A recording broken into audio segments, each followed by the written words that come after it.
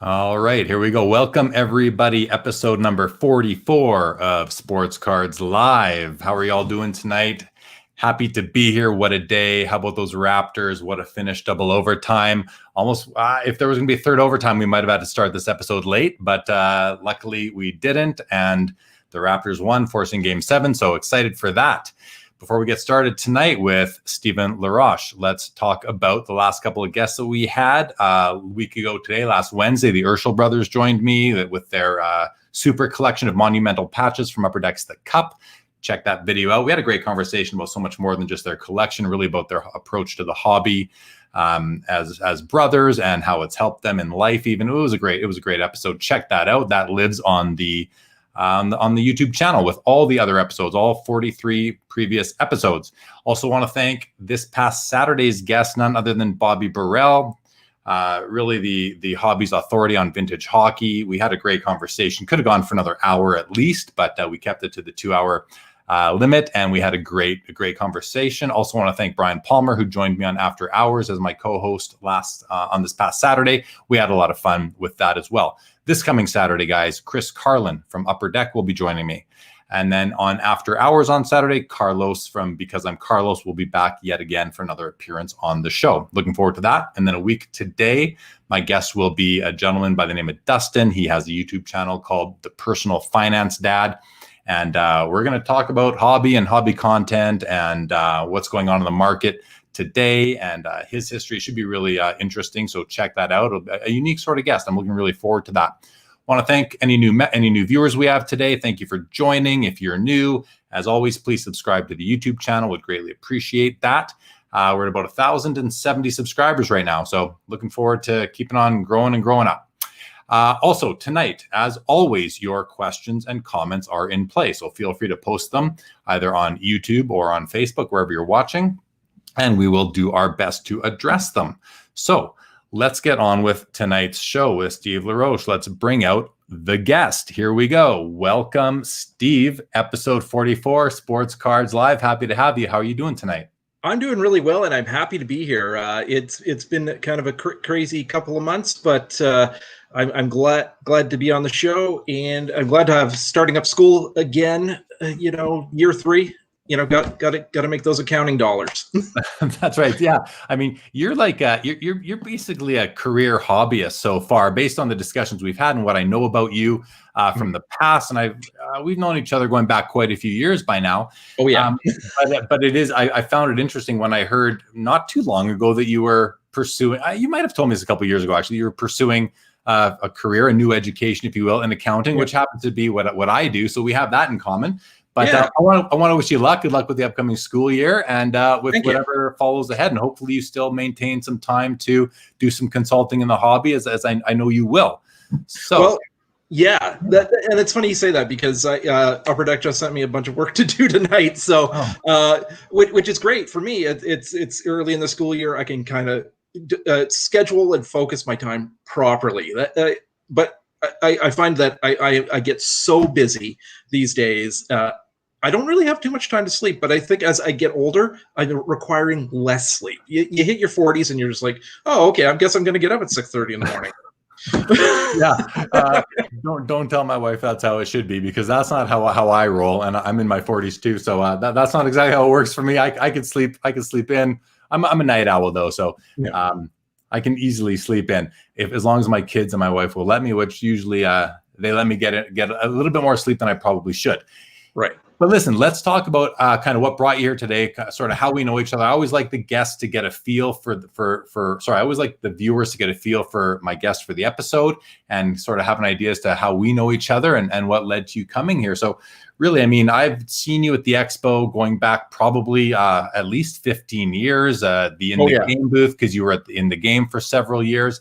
I remember one particular instance. It was probably the Sunday night after the show, and I was at the show hotel at the time. I can't even think of what it's called right now. And there was the Italian restaurant that was right in the hotel. And I remember kind of walking in there, maybe going to meet some friends or something. And you were sitting at a booth with another gentleman. I don't recall who. I just kind of plopped myself down beside you and said, "Hey, how's it going?" I think we had a short enough conversation.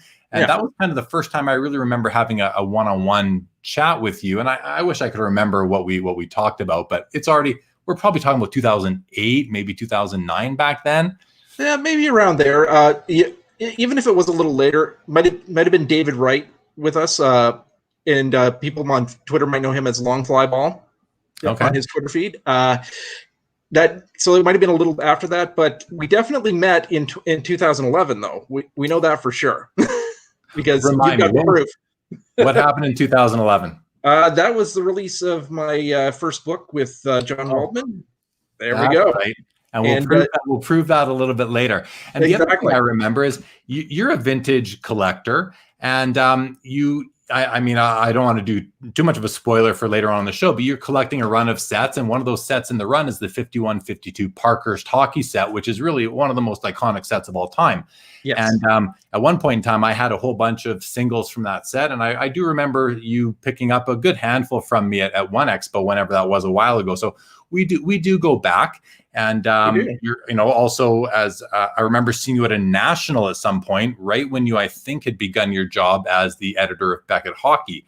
And I remember having a conversation with you, kind of getting really happy for you, getting excited about that, and oh, that's cool. Now, I know the guy who's the editor of Beckett Hockey. That's pretty cool. You know what?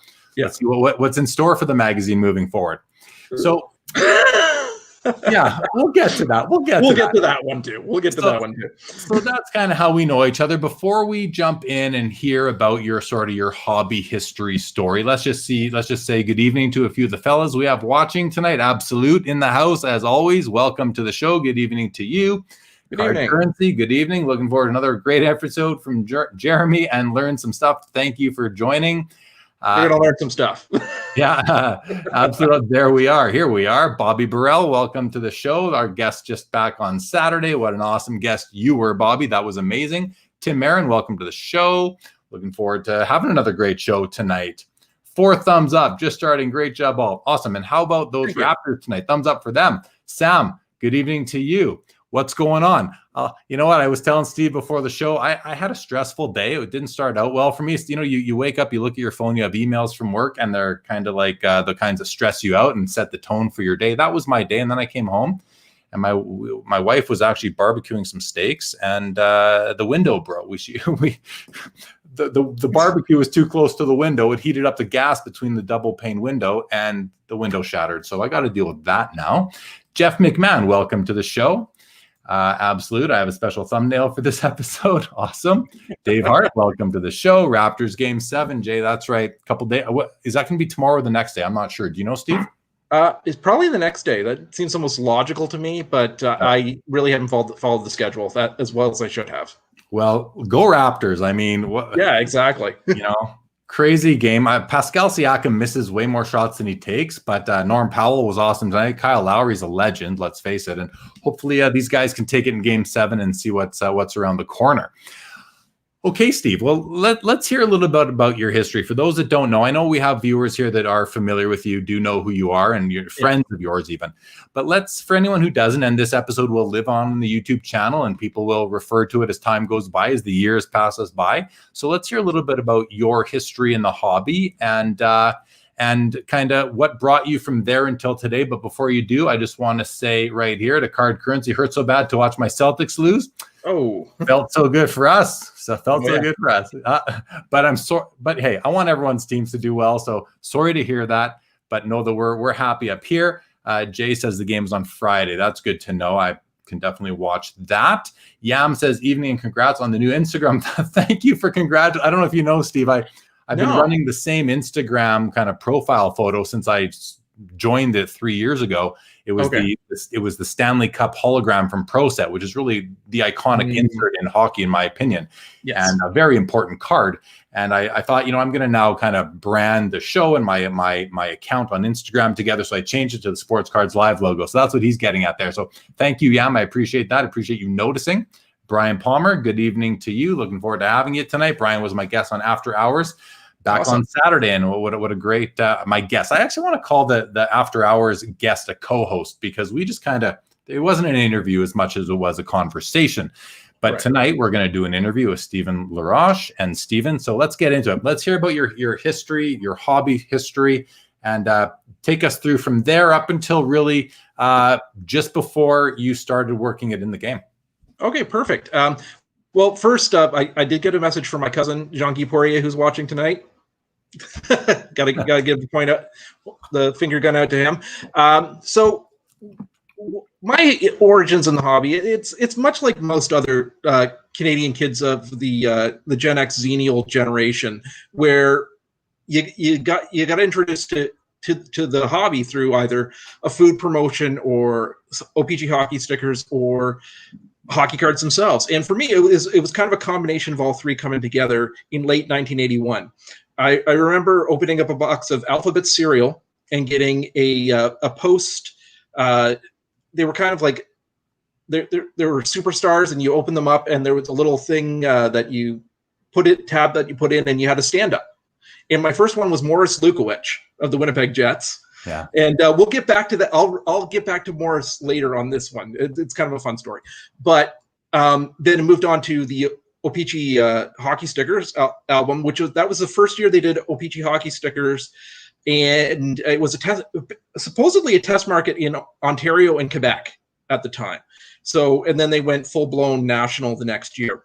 And then I remember in my first pack, I had Lanny McDonald inside, which I love the Colorado Rockies, and probably will write a book one day about the Rockies. Okay. But I also got Real Cloutier in there, and the coveted foil sticker was the Calder Trophy. And you and I were talking about foil stickers a little bit last night. But I still remember my first pack of OPG hockey cards. It was after staying over at a friend's house, and I grew up in Trenton, Ontario, and stopped at the convenience store around the corner. It was called O'Malley's, and it's no longer in operation, but the building's kind of still standing. It's decrepit. It's been 40 years. It's gonna look awful if people don't keep a good take good care of it. Yeah. And so I remember opening that first pack, the red wrapper with the players on the front, and tearing it open, and boom, there I went in. I was Jim Korn, his rookie card. He was a guy for the Red Wings at the time. And then I got Dave Hunter, the Edmonton Oilers. And when I was 5 years old, there were two things in my universe. It was Star Wars, and it was the Edmonton Oilers. So this was just perfect for me. It hooked me right in. And throughout the rest of that year, I'd get, the occasional Gretzky card from that set and just lose my mind because Wayne was in the process of scoring 92 goals. And right. Years later, I would actually get to touch one of the jerseys from that season. Brian Price had one at the office, and I don't mean to reveal too many of Brian's secrets because he's probably watching tonight, but I just remember touching that jersey and thinking, oh my God, this is like, it's like a touchstone. You know what I mean? And very cool. Yeah, so that was really fun for me. And so throughout the 80s, I remember at one point my mom threw my cards, and yes, Mom, I'm blaming you for throwing out my cards. It was only about 400 cards or so, but that was in the summer of 84. But by January 85, I was back in the hockey card game. I was picking up packs like crazy, trading with friends, playing the games at school, not very well, but and losing here and there. And then I would just accumulate, but I'd also go for the stuff in the older sets because that was appealing to me because I was reading about old hockey books, particularly Brian McFarlane, who was, the first hockey writer I really remember reading as a kid, and I actually own one of his paintings. He's actually a painter in semi-retirement, which is fantastic. So with that, it just through the 80s, I just kept buying. And by 85, 86, I was starting to get into boxes as well. Just, cracking open a box and checking out what's inside, trying to make my set. I was drawn in right away with bottom cards. Because 85, 86 was the first year that OPG and Topps did that in hockey. And I remember the Lemieux card on that box. So, it's a rookie year Lemieux. So one people don't really talk about too much, but I've always had a soft spot for that card. Me too. So And it was around 86, my 10th birthday, when I got my first hockey card price guide. Back in the 80s, there was a card store and mail order business out of Quebec called Cartophilium, and it was by a guy named Andrew Powarchuk, and he would just every year put out this great annual where you could read about the history of hockey cards. You could read about how to grade your cards. You got a sense that, hey, cards are valuable. And I remember getting that there was a 6th edition of the guide and taking it with me on a family trip to Nova Scotia, and just becoming absorbed and almost obsessed with the hobby now. It was just like, this is really cool. And a cousin of mine gave me a bunch of early 70s O-Pee-Chees on that trip, and it was just a perfect time in your childhood. Yeah. And so as the 80s kind of draw to their close, I'm sitting in the car on trips, and I'm designing hockey cards and all that, coming up with checklists and all that kind of thing, and you know what, like I'm not a great designer, but years later, what am I doing? I'm making checklists. Right. So it was kind of a weird foreshadow going on. So my first hockey card show I ever went to was in 1989 in Brighton, Ontario, at the Oddfellows Hall, which I don't know if it's still standing or not. And it was just about 30 dealers, but I only remember one being like nice to kids, and that was a guy named Joe Filion out of Chenyaville, Quebec. And I was talking with Coates, who people will see at the expo sometimes, about Joe, and apparently Joe's still around. I just have never seen him at shows, in Toronto or anything like that. So, but he was really kind and willing to give a kid a break, give a kid a deal. It was nice, it kind of reinforced, like, this is a fun and positive hobby. And then the boom happened. Right. So, and then it became much more, it was starting to become a bit of an adult's game, but it really didn't hit us, I think, until that summer of 1990. Right. So about when did you start working? You worked for Hans at Game Breakers, a store in Ottawa that's I think a pretty well-known store. And Hans is a stable vendor at the Sports Card Expo in Toronto every twice a year, at the Fall and the Spring Expo. Tell us a little bit about working for Hans, and was that really your first job in the hobby? Well, I had set up at tables at shows in the early 90s, but yeah, that was my first job in the hobby. It was me. It was my first year of college. I'm doing public relations at Algonquin College at the time, and I go down Merivale Road to the old location of Game Breakers, and went inside and started. Wasn't even talking to Hans. I was talking to his mom, Ida, and she was, took enough interest in me and saw my enthusiasm for the hobby and offered me a chance to come in and work. Which was just cool. I think it probably took Hans a little by surprise. Yeah.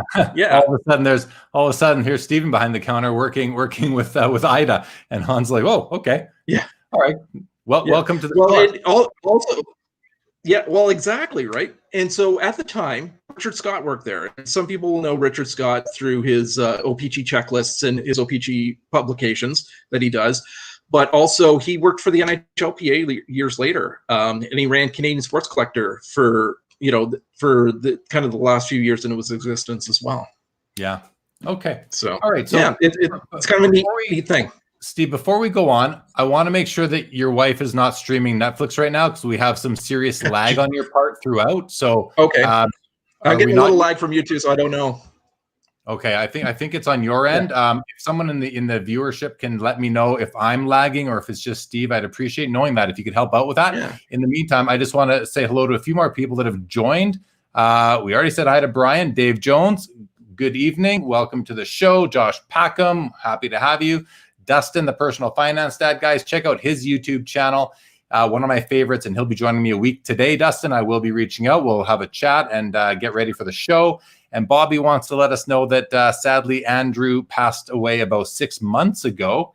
So that's there you go on that, Steve. Sorry to hear that to him and his family. That's for sure. Absolutely. Just Steven is lagging. Okay, so thanks guys for letting us know that. All right. Is it possible? Sorry, is it possible that someone's using the Wi-Fi in your place there, Steve, right now? I actually asked my wife to not stream off her network, so I'm just going to maybe it's something with my phone. I'm just going to turn that off and see where we go from there. Okay. All right. Try that. Phone's off the Wi-Fi. Thank you, David, for the update. And Let's Andrew Oliver, good evening. Good evening to you, pal. Nice to see you on the show. Okay, Steve, let's keep going. Andrew's always, I'm sorry. Yeah. Okay, let's move on to your books, because you've been involved in writing books. You've got another book coming out you're working on. Let's hear about them. But before that, I'm going to show them, because I actually have a copy of the first book that was written by yourself and your co-authors, John Waldman. It's a great book. I've had it probably since, I've had this since 2011. It's called Got 'em, Need 'em. It's the fan's guide to collecting the top 100 sports cards of all time. So although for those of you watching so far, you're getting a flavor for Stephen, and you can tell that he's a hockey guy through and through. But this book covers not just hockey, but all sports. So and I want to show you just how beautiful it is in terms, once we get into the actual countdown. I mean, you've got some beautiful photos of, I'm going to try and do this in a better way here. You've got some beautiful photos of I'm not good at this, basically, let's try it again, the old way.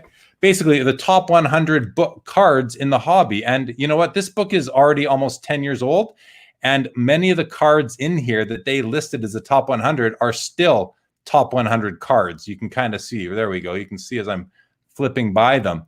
Many of these are still top 100 cards in the hobby, if not all of them. So really cool book. I read it years ago. I'm going to take a refresher and read it again. But I seriously recommend that anyone out there who likes reading about the hobby, go onto Amazon and pick up this book, because it should be a staple in your hobby library, I believe, and it's truly a beautiful book. It just is. Thank you. And also, so when I bought the book, I then Stephen and John Waldman both signed it for me. It's hard to read their writing in here, both of them, but it's even signed April 30th, 2011. So that was definitely at the expo 9 years ago. So 100%. That's at least, like you said earlier, at least we've known each other since that day. But exactly. Why don't you tell us a little bit about that book, and how did you guys come up with the list of 100 cards? Was that a painstaking type of process, or how did you rank? Give us a little bit of insight into the writing of that book. Well, it was interesting because it was something, if I'm recalling correctly, John and I had talked about for years prior to that, about working on a project like that together. And what we did was we came up with our own list of 100. And from there we compared and contrasted, and it's like, okay, well, we both have this. Okay, well, let's keep this on here. And then we went back and forth for several hours just figuring out, okay, is this card worth being in here? Is this card worth being in here? And it was just that kind of discussion. And it was fun. We really stated our cases and, took a few cheap pot shots at each other whenever we could through the process. But it was fun. It was fun to work on. I had the time of my life doing it. And the process of working with him on that was relatively smooth. And, the publisher made that much smoother than my second book. But I love the cover of it still. I still, there's a few things I would change on it if there was ever an updated edition, but at the same time, it's a piece of my personal history, collecting history. It's a piece of John's personal history, and I think it's a piece of everybody's, because there's at least one card in there you're going to look in and see and say, I want that card. And then we got a chance to break down every card, and you can tell which ones I wrote and which ones John wrote, just based on styles and that sort of thing.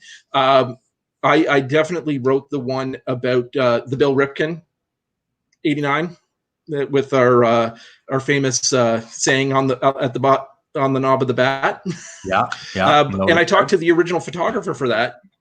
Yeah, Steve Babineau. Was the photographer for that. He shot for Topps, O-Pee-Chee, Fleer in the 70s and 80s, and Pro Set into the 90s and beyond. And he told me that he requested the negative the slide for that card back from Fleer, and it never came back to him. So it's out there somewhere, and it's technically his property. Yeah. So It's his If property. it turns up, he's got a case. Possession being 9/10 of the law, so it's only his property if he can get it back. So I thought this was funny. Bobby Burrell says now Jeremy is lagging on the book page turning. Yeah, Bobby. Yeah, not the best page turner, but hey, I think we got the message across. It's a beautiful book inside. It's a beautiful book inside now, that's for sure. Josh Packham says he just finished reading the book. Great job by all involved. So there's a nice compliment on the book. So thank you.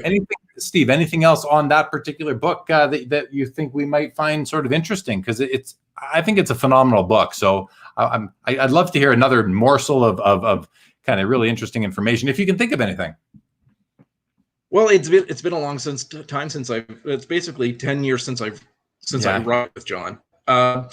It was probably the first place, if I'm recalling correctly, where we talked about when Wayne Gretzky's rookie card was shot.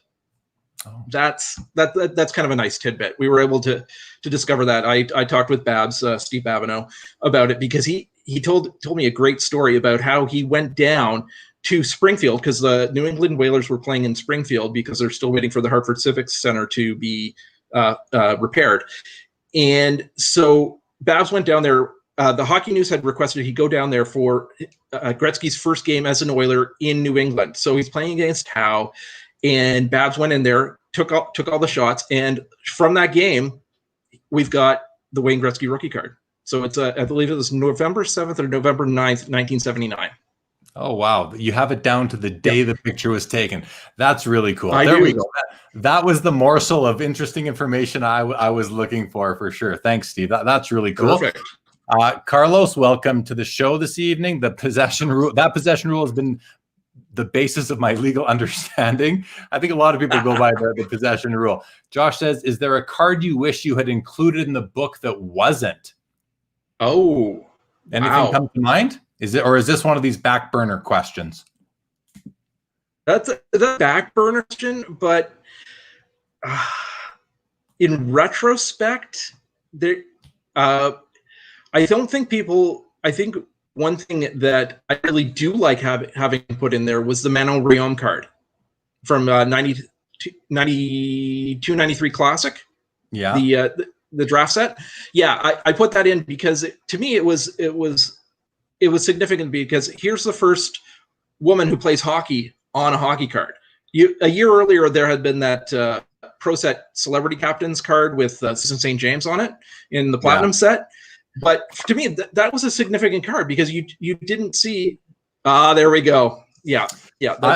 And I love that card. Yeah, I mean, I think that's purely based on your bias, Stephen. If I were to evaluate the list, that would be stricken really quick. There's no way it's a top 100 card in the hobby. But you know what? Written from a couple of hockey guys, I can understand it being in there in 2011. But I think there's an argument for a lot of players that maybe could have made it ahead of her. But hey, it's your book, your list, and I've made my list too. And not everyone's going to agree with them, but it's still, know what it is though. It's a unique card. Being a female athlete in an all man's league is pretty interesting still. So while I don't know it's an important card in the hobby, it's certainly one that has a story, and I think that is worthy of the book for the story, right? Yeah.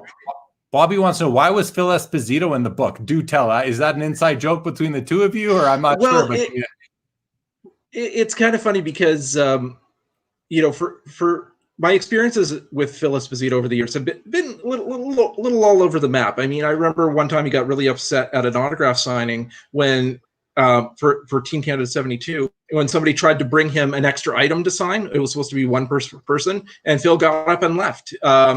So to me, that was just like. And I was standing in line. I was about four or six people away, and I couldn't get my Phil Esposito card signed. So, but years later, I got to talk with Phil at the National, and did one of the best pieces I think I've ever done during my time with Beckett. I got to talk to him about Team Canada 72, a little bit about collectibles, but to me, it was just one of those pieces that's, from a journalistic perspective, I really enjoyed doing, and I think the people that read it, I hope, enjoyed it. Yeah, it's It's a lovely book. I mean that with everything I've got. I'm not just blowing smoke here. I'm flipping through it right now, and I should be hosting a show, but instead I'm flipping through this book. But it is a beautiful book. So okay, so let's talk about the next book that you wrote was called Changing the Game, and it wasn't as much of a hobby related book as it was a history of the NHL book, talking about the expansion, the various expansion phases that the NHL went through. But you did mention to me that you know your time working it in the game was helpful in writing that book. Why don't you speak? Oh, there it is. Why don't you speak? And this one, this isn't a co-authorship. You wrote this one yourself. Is that right? Yes, 100% correct. Yes. Yeah. So speak to that book and how your time on how your time in the game maybe sort of helped you write that book. But before you do, Bobby says, "What about the card though? What about the Phil Esposito card?" I think Bobby, are you trying to say that it's not worthy of the top 100 or that it is? I think you're saying it isn't. I think it might be in terms of, well, if you're just talking all sports, maybe not. But hockey, I think the Phil Esposito card would definitely be worthy. Yeah. And then Orv says, cool, looked it up. Whalers shut out the Oilers 4-0. 0 points for Gretzky in his rookie card photo. See, that is such great information right there. Okay. And Steve, you'll notice in the show, we're always kind of jumping around between what we're talking about now and then backing up because we're a little bit behind on comments and all that. Okay. Bobby says the photo itself. So before we talk about changing the game, what do you know about the photo on the Phil Esposito rookie card? I don't really know a lot about the photo of the card itself. Typically Topps would have an OPG photographer go around to the training camps, usually in Ontario and Quebec, and shoot the guys. But I'm drawing a bit of a blank. Okay, no worries. Let's move on to why. Yeah. Okay, don't worry about it. Let's move on to Changing the Game. Talk a bit about that book, what it's about, and how because again, we're called Sports Cards Live, so I like to keep it as sports cards oriented as I can. So I want to know you're working in, because you mentioned it to me. You said my job in the game sort of helped kind of, I don't know, pave the way for this book. So speak to that if you don't mind. Yeah, sure. So when I was in the game, a lot of the time I would have to sign retired players to autograph deals, and as a result, I felt that if I call a guy, I might have an opportunity to ask him a few questions and maybe get a couple of stories that I could maybe come back to them a year later on and say, hey, let's talk about this again, and maybe I'd get it into a book. I'd always been fascinated by the history of NHL expansion going back to the 1920s. And I cover that era and beyond in the book. The book is actually only about a third of the size of the copy I actually produced. I did profiles for every player in my original draft, and it was an insane amount of text, and so much had to be cut out of that book. It was a little disheartening, but at the same time, maybe someday it can be redone with a Golden Knights chapter or Seattle Kraken chapter. It's just show me the money. What year did it come out? It came out in 2014. So it's funny enough. It was just after I started with Beckett. So it covered all the expansions really up until the Vegas Golden Knights, I suppose, right? Correct. Yeah. Okay. Yep. Very cool. Okay. So now you're working on a new book that you told me about, and you're working on a book with Jeffrey Griffith, who has written a couple books himself already. One is called Gretzky Cards. I actually have it right in front of me. My camera is sort of perched upon it, so it's always here on my desk. Jeffrey, that's Jeffrey's other book. That's the coffee table type of book that he worked on with the Hockey Hall of Fame, documenting sort of the memorabilia in the hobby. But he's a serious card collector. You're a serious card guy. You guys are going to collaborate on an upcoming book, which is really, as far as I know, nobody really knows about this yet. Maybe this is the first time we're even talking about it in public. That would be cool. Yes. Why don't you tell us about what you and Jeffrey are planning for this upcoming book? Maybe even what it's going to be called. Well, we don't have a title yet. I can tell you that much. It happens. What it is it's essentially an anecdotal history of the hockey card industry, going back to the tobacco days and into the modern hobby. And to me, it's the type of thing. Well, we want to do some really cool things with it. There's going to be an interactive feature, which we can't really reveal much about at this point, but the publisher Griffintown Media has got us lured in with that idea. I've got a really good Canadian celebrity, sports celebrity, lined up to do the foreword for the book. Hopefully that'll go through, and it's basically our love letter to the hobby. That's what it boils down to. It's what does that mean? Something that. What can we expect? Well, what it is for me.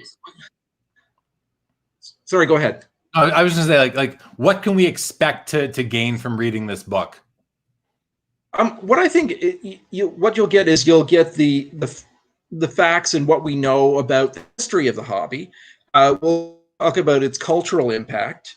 We'll also talk about how and where it's going. We're going to talk about how it started as a child's pursuit, and it's become this multi-million-dollar industry, and what it means to people who collect.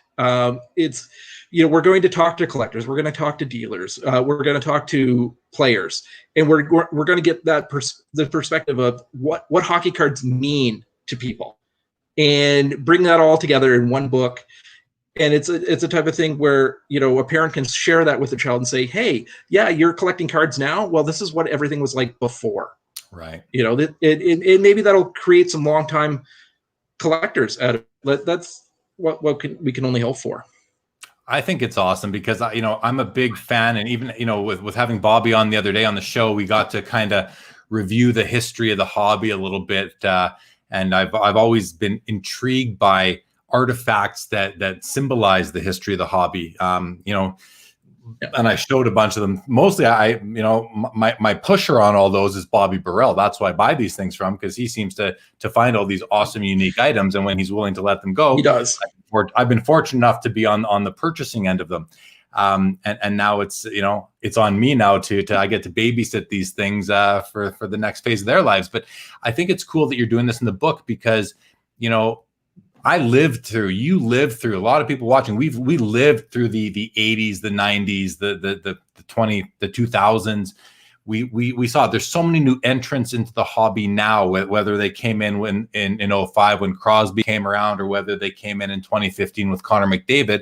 It gives them now the opportunity to go back and read in a book the history of the hobby, versus talking to guys like us, even watching the show and learning it. Now they have that additional, or they will have that additional resource. I can't wait to read the book. I'm going to get you and Jeffrey to both sign my copy of it. So I'm excited. I'm really excited for that. Okay, man. Why don't we? Thank you. Yeah, I really am. And I want to give you the chance to plug the book. I think it's pretty awesome. And actually, I forgot to do this. I'm going to put up, anybody, if you guys watching, if you want to follow Stephen on Twitter, here is his Twitter handle is at Stephen_Laroche. Feel free to give him a follow on there and see what he's talking about, and I'm sure he'll keep you updated with the release of the next book. Steve, when can we? I know it's early in the process. You don't even have a title yet. You're still collaborating on the whole plan. What is do you guys have a goal as for when it will be published and available? Like, do you have any timeline at all?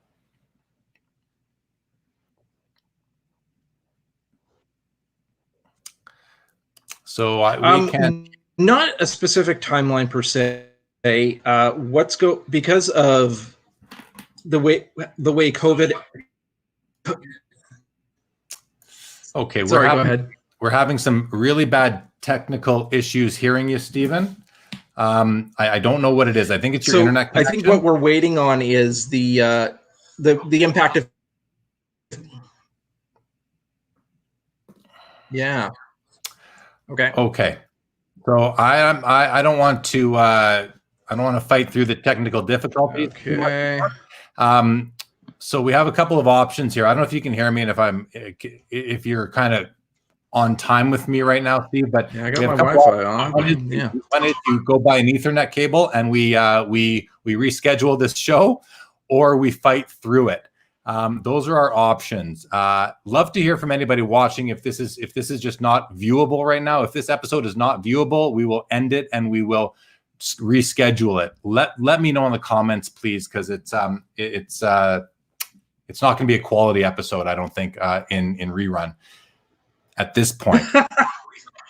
But let's while we're waiting to hear from people in the comments, Steve, let's move on and talk about your years in the game. You worked it in the game. You worked with Brian Price from around 2003 till 2014. Tell us a little bit about that. How did you first get your job at in the game in 2003? Okay. Yeah. Okay, guys, we're gonna cut this short. Steve, sure. we're gonna have to reschedule. Yeah, to severe lag. We're gonna scrap this episode altogether. Unfortunately, your internet connection just isn't up to speed here, Stephen. So we're gonna kill it, man. I'm sorry to say. We'll have to. Well, it was because I had a working relationship. Okay, let's Steve. Okay. Can you? Yeah, tough to watch. Okay, guys, we're gonna end this one. Sorry, okay. We're gonna delete this from the database. And Steve, can you go out and come back in? Let's try that. Go out and come back in. Okay. Okay. Close the window. I'm gonna boot you.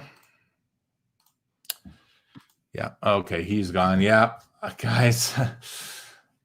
Well, okay. Now that he's gone, maybe it's a little bit clearer. That's too bad. That's unfortunate because we had a good discussion last night. But I noticed last night that he had some lag, and I said, make sure that no one's using Wi-Fi in your place. Maybe go get an Ethernet cable. He didn't do that, unfortunately. So, God, that sucks. But I appreciate you guys giving me the feedback and, appreciate this. Yeah, great content, tough to watch. Have them go out, reconnect. Thanks for that suggestion. I hope maybe that'll work. Yeah, Jeremy, you're turning this lifetime NBA collector into a hockey bar. I'm excited to share a few things once they clear custom. I can't wait for that either, Yam. Really appreciate that comment. That's really cool. Head to Timmy's for the free Wi-Fi, no doubt. Greg, nice to see you there.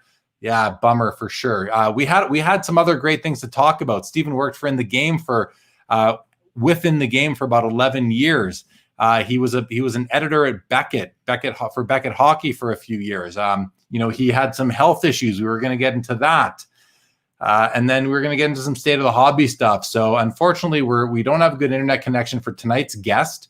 Hello to you, Ernie. Great to see you. Yeah, it started out good, Bobby. Unfortunate. It's the first time this really happened. It's all good. The cost of success. I guess you can't, on episode 44 is the first time we've had a serious technical issue. Yep, no problem. Poop happens, that's for sure. Wi-Fi is for the birds. Always run a cable if you can, even if temporary. That's what I learned. I had to do that after one episode where at the very end I was popped off the show. So I now run 100-foot cable actually from my computer up to the. It's a bit of an eyesore to get from my basement office here up to the where the router is on my main floor. Dave Hart, hello to you. You're welcome for the advice yesterday. Thank you for relying on me. Simon, yes, technology not always on our side. Have any late night co-hosts lined up you can bring in? I don't have anyone lined up for tonight, guys, except for Steve. But that doesn't seem to be working out, and I don't have anything else prepared, unfortunately. So we may just have to end this for now, and I don't think I'm going to let it. I don't think I'm going to let it live on the YouTube channel because it's a bit of a mess. But Carlos is suggesting that we do a little short Q&A. That's a great suggestion, Carlos. You were tethered. I am tethered. I'm tethered, but Stephen wasn't. And I suggested he should last night, but he didn't get out. I said, you got to make sure your wife isn't streaming Netflix or anything. And he said, well, I might have to go buy her a book then so she can read it. Well, maybe he didn't. I don't know. But it has been a vintage run with all sports. Yeah, we've been doing lots of vintage, but we got a lot of modern stuff coming up soon in some future episodes. Q&A. I mean, if you guys want to shoot some questions my way while we wait for Stephen to maybe come back in or move closer to his router even, we can do that. In the meantime, I'm open to some Q&A. I'm happy to chat with you guys. We are here. I did have the night kind of booked off, so Absolute says, let's see the goodies on your shelf. We saw the O-Pee-Chee boxes. How about the rest? Well, there is some stuff up there. Stephen is back in the room. Let's bring him back on here and let's see if Chris, I appreciate that, man. I got to tell you guys before I bring Stephen back out, I had a rough day. Today was not a great day for me, just overall. It started out with some stressful emails from work and then some frustrating things just at the office. And then I came home and we had a broken window from overheating the gas in the double pane from the barbecue. So not a smooth day for me, I guess you could say. Josh, I do have Ovechkin Jumble Eyes in my collection, I believe. And you're talking about vintage sports. No, I'm talking about vintage sports cards on FIRD5.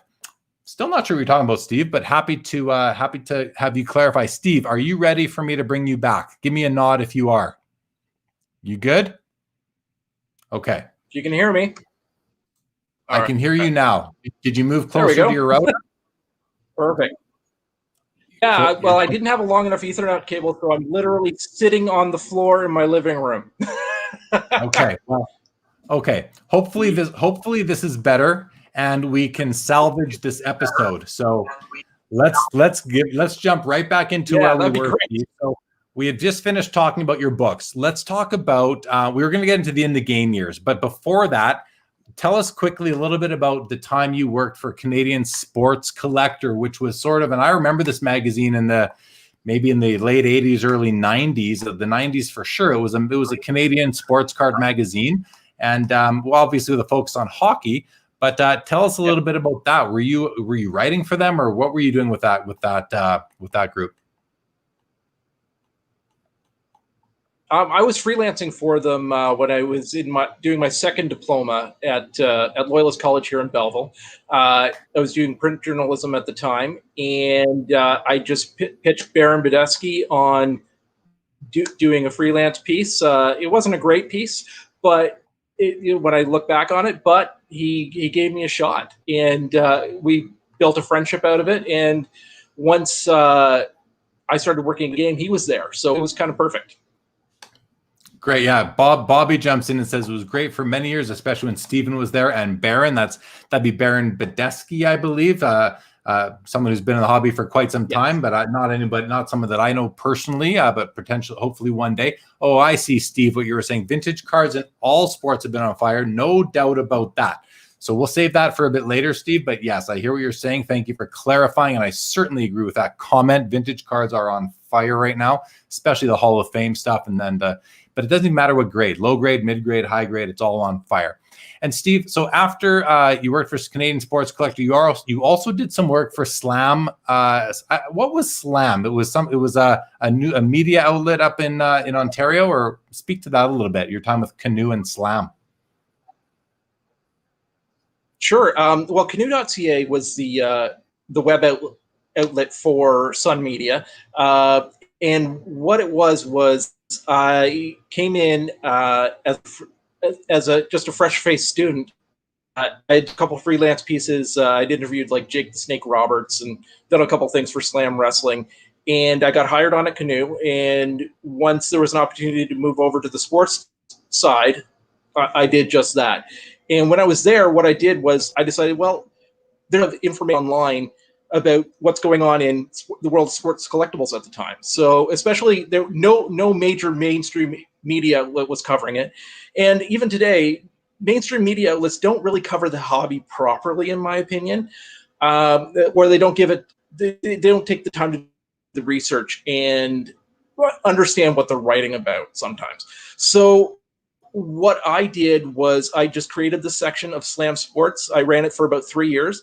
I'd actually been let off by them in 2002, and I still kept doing it. I still would go down to the office 2 or 3 times a week, update the website, because he couldn't do it from home at that point. So that's what I would do. And as a result, I built up really good relationships with people in the hobby. Clay Larashi at Topps. Then there was Justin Canoia, who was with Upper Deck at the time.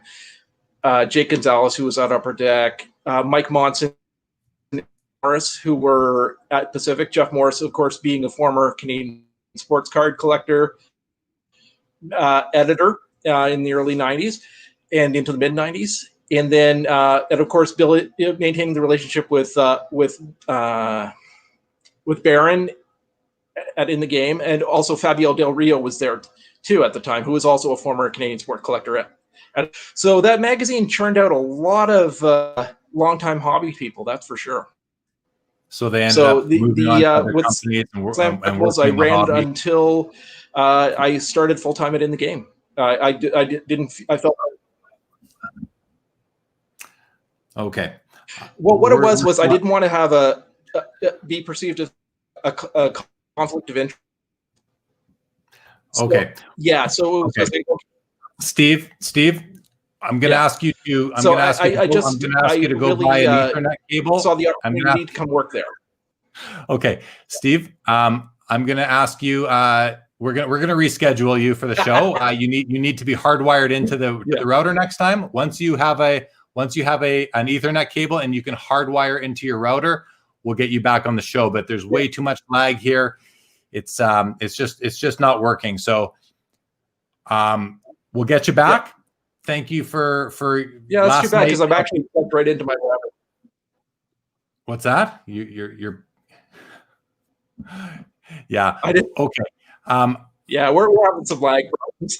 Yeah, we're having some lag problems. So I'm gonna boot you from the studio. I'm gonna say thanks for your time tonight. I'm gonna run solo here for the next half hour or so with the viewers, and we'll reschedule you, Steve. If maybe you have to do it from an office somewhere next time with a stronger internet connection. Your connection just is not good enough to stream live, unfortunately. So thank you for joining, guys. I'm sorry that we're not going to continue with Steve tonight, but it's just not working. So I will continue. Steve, thank you. You're certainly free to watch. I'm sorry, man. I am too, but it is what it is. It's really been a sign of my day, and hey, can't win them all. So thanks for the attempt, guys. Everyone who's watching, thank you for tuning in with Steve. You can't. We'll bring him back. Okay. Thank you, Steve. He's gone. Sorry about that, Steve. Guys, I don't know what to say. That was highly awkward for me, and I'm sorry that showed, but it is what it is. So yes, 90s hockey collector says, hey, what's up, guys? Nice to hear about vintage. Yeah, we just sort of touched on just how hot vintage is right now. That's kind of obvious, right? I mean, if you're someone who watches the hobby whatsoever, if you're following auctions on eBay, if you're following golden auctions, any of the other auction houses, you're seeing what's going on. It is pretty nuts. So I'm open to any, just discussion, questions and answers, whatever you guys want to talk about. I'm happy to. I will try and show a few things on my display back there. Dave Hart says, wow, Belleville, I'm literally right across the lake from him in Ontario, New York. Ontario, New York. I didn't know there was such a place. Yamwax, it's a good pack drop nonetheless. Thank you, Yam. I appreciate that. And Josh, thanks for confirming we were getting lag again. Yes, we were having some serious lag there, unfortunately, but not much we can do about that tonight. Thank you, Josh. I appreciate that. Show and tell. I don't, you know what? I'm doing my show and tells Saturdays during the after hours show, and really nothing else has trickled in since I did the last one. So. And everything is kind of, not just available for me to show, but in terms of what's behind me, and I've never really gotten too much into this, but there's a couple of pieces I'll grab down here from here. This is really cool. This is kind of cool. I'll show you guys these pieces. So this is a box. Here's a box of 2005-6 Upper Deck Series 1. This is the Sidney Crosby year. So this box itself is, 15 years old already, which is hard to believe. Average of 3 memorabilia cards per box, 8 cards per pack, 24 packs per box. You probably would find 4 Young Guns in here, of which Sidney Crosby would be one of them. And so I'm not sure what the chances are of hitting the Crosby in this box, but still a really neat box. And it's still sealed, one that I plan to just keep sealed and kind of hold it as a collectible itself. It's got the Upper Deck cellophane that it's wrapped in, so it's legit and all that. Really cool box there that I picked up. But here's an awesome piece. I picked this up at the Vancouver, the West Coast Sports Collectors Convention that's put on by Dale of the old Bosa shows out there. And this is Bobby, if you're watching, you'll love this for sure. This is it's an empty pack of 1951 Parkhurst. So it's the green version, 5-cent pack. I think it's such a cool piece, really cool piece. And I'll try and get a nice close up there, but it has all the teams listed in order above the 5-cent little icon there. And what does it say? 5 hockey cards in, I love it, in full color. The full color was like black and red. If you know these cards, they're really cool cards, but it is missing a flap at the top there. So it's kind of wide open. And then there's the back. You can see it's got the old tape marks on it. It says right up there, manufactured by Parkhurst Hockey Products, Toronto. This side flap is still there and intact. So a really cool piece. I picked this up at the Vancouver show, and it just, to me, represents the history of the hobby. And I mean, what's cool is that, this is the pack that there could have been a Gordie Howe rookie in here, or a Maurice Richard, a Terry Sawchuk. I mean, any of those guys, any of the 105 cards from the set could have been in here. I like to think Gordie Howe's rookie was in there. And this is just another piece of hobby history that I just love to have and to look at every so often. But otherwise, we've got some old, what do we have? There's the old, I'm going to try and line my hand up here. There's one of the old hockey lockers up there. This is a box of, how do I do it? That's a box of 91, 92 Upper Deck. We got the Teemu Selanne, the new, I'll show you guys this. A couple more things quickly. This is a VHS tape of Teemu Selanne, the new boss, when he came to Winnipeg and broke all the records and was like the best rookie in the history of the NHL. So I found this and just kind of put it up there as a display piece, being from Winnipeg and Teemu being my all-time favorite hockey player. I keep that up there. This is not hockey related, but some of you might appreciate this. Some of you might not, because the guy was, he had a foul mouth, but he made me laugh back in the day. So this is an Andrew Dice Clay double cassette, The Day the Laughter Died. So it's actual, like, there's 2 cassettes in here, which, again, obviously not sports, guys, but hey, it's on my shelf. I like it. 2 cassettes in there. I haven't listened to these in probably 20 years, but there they are. I was even mid-listen in this one here. It's got all of his, it even lists the name of what it is. I won't get into that right now, but you guys asked what's up there. That's up there. Got some Upper Deck tins that I think have cool graphics on them, cool embossed sort of effects on them. So, I'll bring them down. I just think these make nice display pieces is really all it is. 14-15 Upper Deck Premier. It's just a cool piece, You see Wayne Gretzky in all color. Here's another one, 17-18 Gretzky in an Oilers jersey. Kind of a neat piece just to put up there. These are empty. There's the 15-16 Premier with Connor McDavid. I mean, look at that. That's just such cool packaging. Again, I think it's just makes for a really nice display piece. And then 16-17, Austin Matthews on there. And these are like, I don't know if embossed is the term, but they're layered and it's like really bumpy. It's really cool.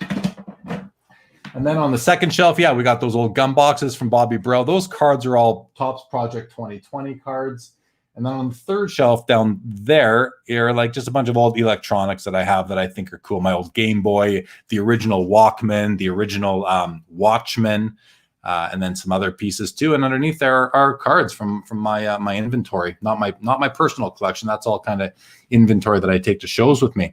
Anyway, hope that was somewhat interesting. And then if you look where is it? Right there. Those are old Atari cartridges. I grew up on the Atari 2600.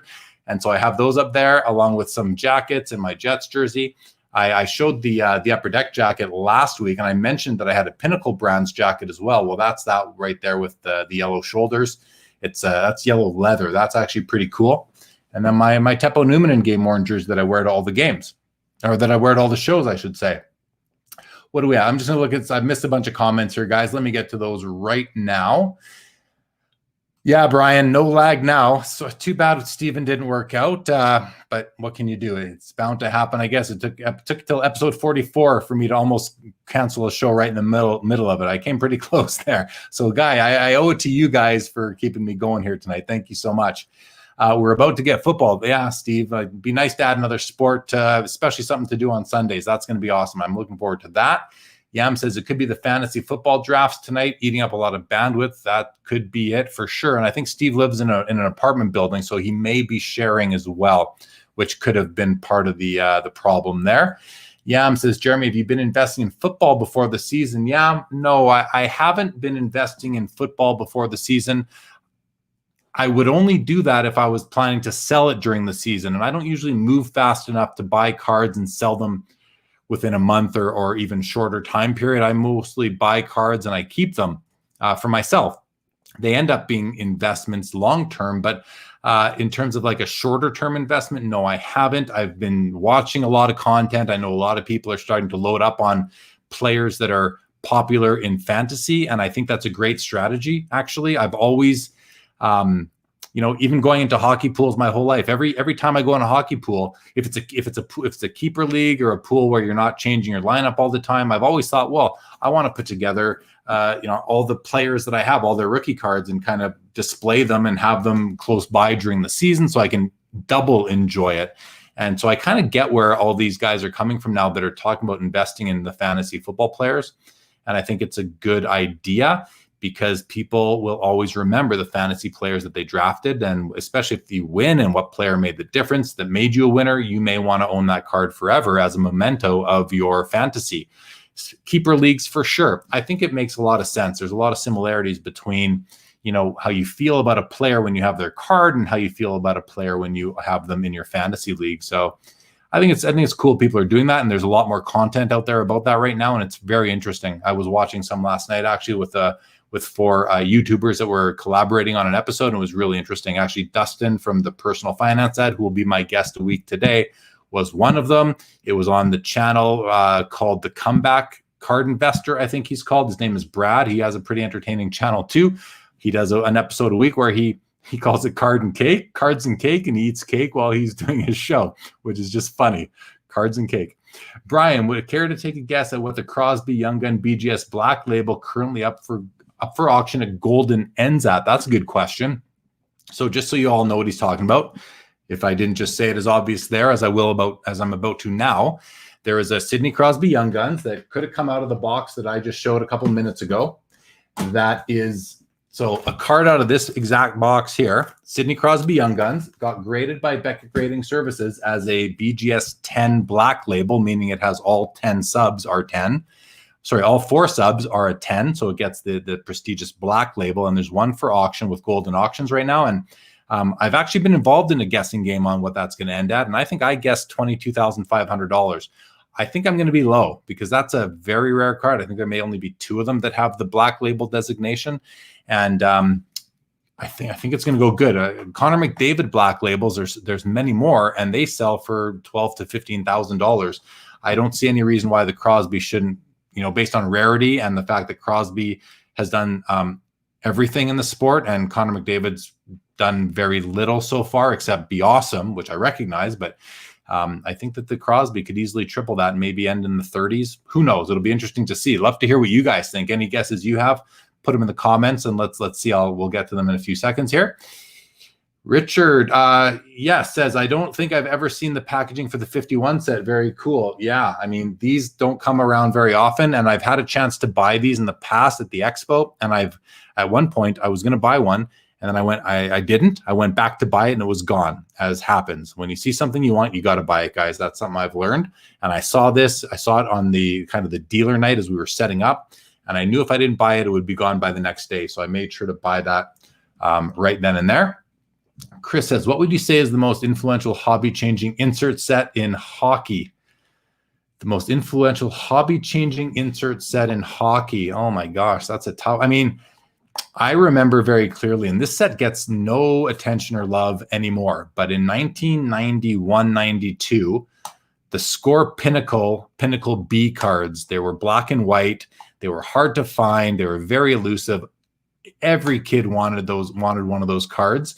And it really had an impact on me, because even when I see them today and I see how little they go for, I think, wow, those were huge in their day, and now they're nothing. So I don't know that was very influential or hobby changing, but it was one of the early insert sets that were really popular back in their day that just seem to have lost their luster as years have gone by. I don't know why. I think they're still really cool. And Score Pinnacle was on a really cool shiny stock as well that I thought was really nice. But I'll never get off the fact that I think my opinion, that the Pro Set Stanley Cup hologram from 1990-91 Pro Set is a very important card in the hobby, numbered to 5,000. There are copies that exist that are numbered to 10,000, but I believe that's an error. There should only be 5,000 of those out there, and how many actually survived? I mean, they're still tough to find. You can find them, but they're very tough to find. Dave says that is awesome. Are there any unopened packs from the 50s era? I don't know. I mean, you can look at PSA's graded pack population report to see what packs are unopened or how many they've graded, and I don't think you'll see any from then. Every expo I go to the Pack Rats booth. I think that's what they call it, Bobby Burrell's booth, and a couple of the other gentlemen that he sets up with, and they often have unopened product there, unopened packages, and I've never seen anything that old. You see the odd 60s pack, but I've never seen anything from the 50s that I can recall right now. Josh says, do you have other packs also, or just your O-Pee-Chee run? So what Josh is talking about is I do have an O-Pee-Chee run from 1970 to 1989. I have every single pack of O-Pee-Chee from that span, including the WHA packs. They're all graded except the 1989 pack. I need to get that one graded still, which I will.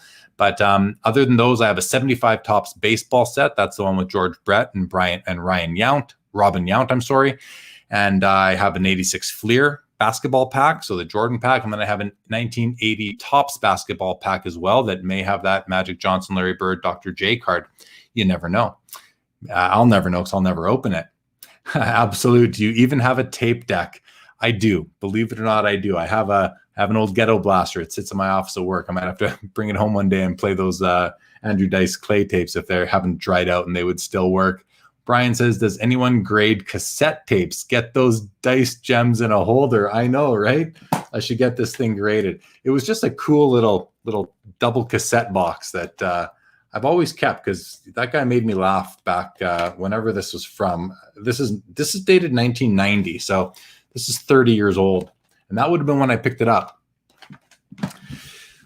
Greg, that reminds me of all the crazy packaging we attempted and never ended up doing at Upper Deck. Interesting. I mean, I'm a sucker for cool packaging. I in my closet behind those jackets and jersey, I have pretty much an open tin of the cup going back from 05-06 until just a few years ago. I stopped accumulating them, as well as a bunch of in the game boxes that Dr. Brian Price made within the game that were really cool. Those sort of things like Motown Madness and those awesome boxes that came out. I just thought they were cool. I might one day display them, but we'll see. Maybe sometime. Where's the members only jacket? So we have the Upper Deck jacket and the Pinnacle brands. It's so hard. It's always backwards. That's a Pinnacle brands jacket right there. I'll grab it and show you guys what it says. So this one in the Upper Deck, I bought these from a guy locally who was a rep for the sports card collectors in Canada. So this is the Pinnacle Brands Select Hockey Certified Elite Club 1996. So I got this one.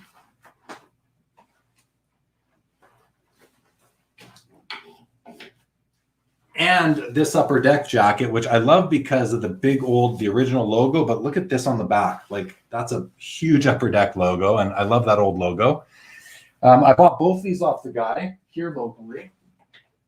Met him through Kijiji, which is like Canada's Craigslist, and to be honest, I paid him $80 for both of those jackets, which I thought was a steal. So there we go. Orby says, that was a good Lowry pickup recently, Jeremy. He added to his story tonight. Big game. I know. You know what? I do still have that right here. I picked this card up on ComC, and it's obviously in hand now. But this is such a cool card. It's a 2014 Panini Prism, Kyle Lowry Gold Pulsar Prism, numbered out of 10. This is number 9 of 10, which is kind of neat because, prisms and rare prisms, it's numbered. It's hard to see the numbering, but it's right there, 09 of 10. I got what I thought was a steal on it, so I thought, yeah, I'm going to buy that. And the last few games have just substantiated my decision to pick this card up, and it's definitely going to stay with me for a while because I've been loving the Raptors, and Lowry has been just awesome. Braves are beating the Marlins 29-9. Sorry, baseball, but still, that's a score. That's a score. Jeff McMahon, welcome. How many Howard Chuck autos do you have in your PC next to Yzerman? He was my favorite player. Oh, that's nice to hear. Nice to get some Howard Chuck love out there, Jeff. I have lots of Howard Chuck autographs in my PC, like at least 100, maybe more. I can show you guys some if you want to see. I was thinking about doing sort of a special tribute to Dale episode, bringing on another Howard Chuck collector. I haven't reached out to him, but a buddy of mine, Corey, who many of you might know, he goes by Will411 on Hobby Insider and elsewhere. He was a big Howard Chuck collector. I knew him personally. And so I was thinking about inviting him on and doing a Howard Chuck tribute episode, which I might do. But in the meantime, I'll just share my screen here quickly and show you guys a few of the cards from my Howard Chuck collection. If you want to see them, which why not? Why not, right? So here we go. This is in my Dropbox, and this is my Howard Chuck my Howard Chuck collection from the Cup. So only the Cup is represented. You've got a bunch of 1-of-1s, printing plates, the property of. This here is a 1-of-1. This is a 1-of-1 patch auto. Keep running through. I mean, I kind of picked up all the important Howard Chuck cards from the Cup over the years as they were coming out. I'll just kind of scroll through here, guys. More the base patch parallel 1-of-1 here. I got those from most years. Printing plates. This is number 10 of, a lot of jersey number pieces in here too. But I've never counted the autos. There he is with Mark Messier on a Program of Excellence card. And it just keeps kind of going. I've hoarded a few more printing plates. This is a 1-of-1 here. These are paired up with Teemu Selanne. I love this card here with Ron Francis. That's a bit of green up in the corner, which makes it just a beautiful card. I mean, you can see that the nice thing about the Jets cards was that the red, white, and blue looks really nice on cards. You can see I grabbed 7 of this card or 5 or 6 of these. The emblems, I just couldn't help myself. I'd see them and I'd buy them. Just couldn't help myself. Limited logos, signature patches, there's all 4 of the printing plates from that year, which is kind of cool. Honorable numbers. How about, there you go, like what's that, 13 or so of the limited logos from, I think that's 13 of them. This one here being kind of the coolest of all. And then the letter marks, the whole name. I'm only missing the C for his whole name. Keep going, more and more. So like at least 100 autographs, I would say, maybe even more from there. And then I also have my other, so non-Cup cards. I'll just run through these just to give you guys an idea. There's, all sorts of beautiful cards. And I've culled this collection over the years where I've gone through and kind of taken cards out. And so it's been gone through, and I'm pretty happy with where it's at right now in terms of the variety and the quality, really, because this is one of my favorite cards right here. I'll blow this one up for you guys to see. This is an in the game card. I believe it's from Superlative. Excuse me. And Stephen wanted to talk about Superlative tonight, so too bad we didn't get to do that. But you can see it's a 1-of-1 gold. It's got a piece of stick from Lemieux, Mario Lemieux, Larry Murphy, Dale Howard Chuck, and Wayne Gretzky. And what's cool about this is that these guys were all on the ice in 1987 when Mario Lemieux scored the tournament winning goal. So this came out in Canada versus the World was the product by In the Game, and just an awesome card. And it's the gold 1-of-1 version. I believe there's a silver version that might be out of 9 as well. So that was pretty cool. And that would be my Howard Chuck collection as it stands right now. I'm not a completionist. I don't need every single card that he has ever had. I just like to have nice pieces that I feel are worthy of my collection, and those are all definitely there. Thanks for that, Jeff. It was nice to look at those. Messaged you some of my Leaf room. Feel free to post. I was in my office on your I was in my office on your podcast. Thank you for that, Bobby. Yam says, is Mckinnon in the same tier as Mcdavid? Now, that's a great question, Yam. That's an astute question from someone who's not a hockey guy like yourself. So I commend you on even asking that, because I've seen some conversation on it. I think the bottom line is that he doesn't have the skills that Mcdavid has, but I think he's got the passion and the energy, and he I think he can get there. He's a different sort of player. He's more of a power forward to me, where McDavid is a finesse, stick handler, vision kind of player. He sees the game. He knows, he's almost like more like Wayne Gretzky, whereas he knows what's going to happen like 3 steps ahead. Mckinnon, I think, is just a beast out there. And I'm kicking myself for not picking up a rookie card of his for my own collection when I wanted to a couple of years ago. Bobby Burrell says, we opened 1957 Parkers and 1954 Tops at our booth. Yes, I remember that, the 54 Tops. I remember the kind of the publicity leading up to it, and then I don't think I made it over to watch, but that's awesome. These guys at their booth at Expo always do cool stuff. It's a must visit, almost like it's just a must see. I was gonna say almost like a museum. The quality of items that they have at their booth, cards and non-card, is just really it's the history of the hobby right there in one booth. Usually check it out always. And just, if you don't know where to find them, just ask me. Come ask me where they're set up. I'll point you in their direction. Tim says, joining the Young Guns discussion, I'm grabbing an Eichel PSA 10 on Friday. Not a terribly expensive card, $200 US, but should I really be looking for BGS? I don't collect modern. Tim, that to me, it comes down to personal preference. Really, that's what it comes down to. I historically was collecting PSA cards because that's what my vintage was. And then when I started adding modern graded cards, I wanted PSA as well for uniformity. But I've expanded on that, and I do have BGS cards in my modern collection and even in my vintage collection. Now, I don't think you can go wrong either way, Tim. I think it comes down to how you are building your collection.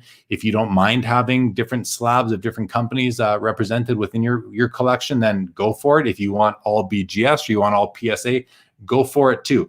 I think PSA has no problem doing modern day cards, and I think that they are well loved, just as the same as BGS modern day cards are. Hope that all made sense, guys. Absolute. Just so all this can be preserved for all of eternity, hit the thumbs up. Jeremy needs a pick me up today. Thank you.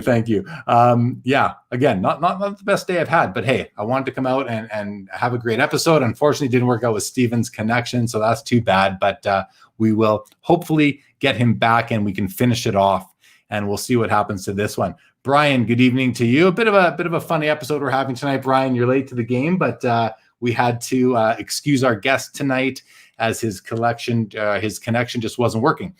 Absolute. Put this towards your new window. Thanks for this show. I enjoy your content, passion, and connecting us to hobby insiders. So can I put this up? So I've never seen this before. Appleton Authentics, $20. This is orange, so it's coming up different. I think you've sent me some money, which is very kind and generous of you. Certainly nothing that I ask for or expect, but if that's what this is, and it must be because I see another indicator up above, my thank you. I mean, that's wicked. I will give you guys a bit of a preview for you watching. I have, because people have asked me how they can donate funds to the show to help support this, and I've actually rejected. I've said I'm not accepting donations. I'd rather have something to give back. And that would make me feel better about it. I don't know how this will sound, but I don't, I can do this without money coming back for it. I'm doing this I'm doing this for my own enjoyment. And I'm not doing it to make any money, even though I've monetized the YouTube channel when I got to 1,000 subscribers, and they owe me like $18 right now. So I'm very happy about that. But it's funny how that is kind of more, that money's more fun to earn than my money at my job, just because it's from doing this. That is just, I would do this for free. So, but absolute, thank you so much for that. Very generous. And I will send you, because I do. So in my business, we have lapel pins made, the little enamel lapel pins that you'd have made on it for your jacket or hat or shirt or whatever. And so I got in contact with our vendor and I said, hey, I have a side project going on. Could you make me some pins with my logo? And I sent her the logo, and I actually have some Sports Cards Live pins coming in that will be the logo. And my plan was to offer them to people in exchange for, either like whatever a price is or for a donation sort of thing. And at least I can give you something back. So absolute, without knowing it, you're the first person to purchase one of those pins. And when they come in, remind me if you don't mind, if I don't remember, and I will send one out to you, or hold one for when I get to see you in person at a card show. Greg says, ever consider having a panel show, one episode? Greg, yeah, I mean, I'd love to. And I'd love to talk about what you're thinking. I'd like to get a little bit more better understanding, because I have had more than one guest on at a time before. And I could certainly do it again. Episode 7 actually had 10 different guests, but we were kind of doing a virtual card show, and I brought everybody on for a couple minutes at a time. They showed some cards. That wasn't quite a panel, but I also did an episode with Tim Heacock and Sean Robb. I forget the episode number. And we talked about kind of, investing and insurance and all that. So we did that, but I'm curious what you mean. Feel free to let me know, Greg. And I really am pleased and thankful that you're even helping me brainstorm. Thank you so much. Jeff, impressive collection. Thank you so much on the Dale Howard Chucks. Nice cup cards for Howard Chuck. The buyback autos are my favorite design, 82, 83, that being his rookie year, of course. Thank you so much. Does Joe Paulwich know you have that one of one? So Joe Paulwich is a huge Larry Murphy collector, and the fun, Josh, he does, and we've talked about it. He's very upset that I have it. He would love to have it. He has one of the silver copies, so it is what it is, and I'm not letting that card go. At least not in the near term, or in the any term that I can imagine. But we'll see. Maybe one day we can work something out. But for now, it's certainly mine. That is a super chat.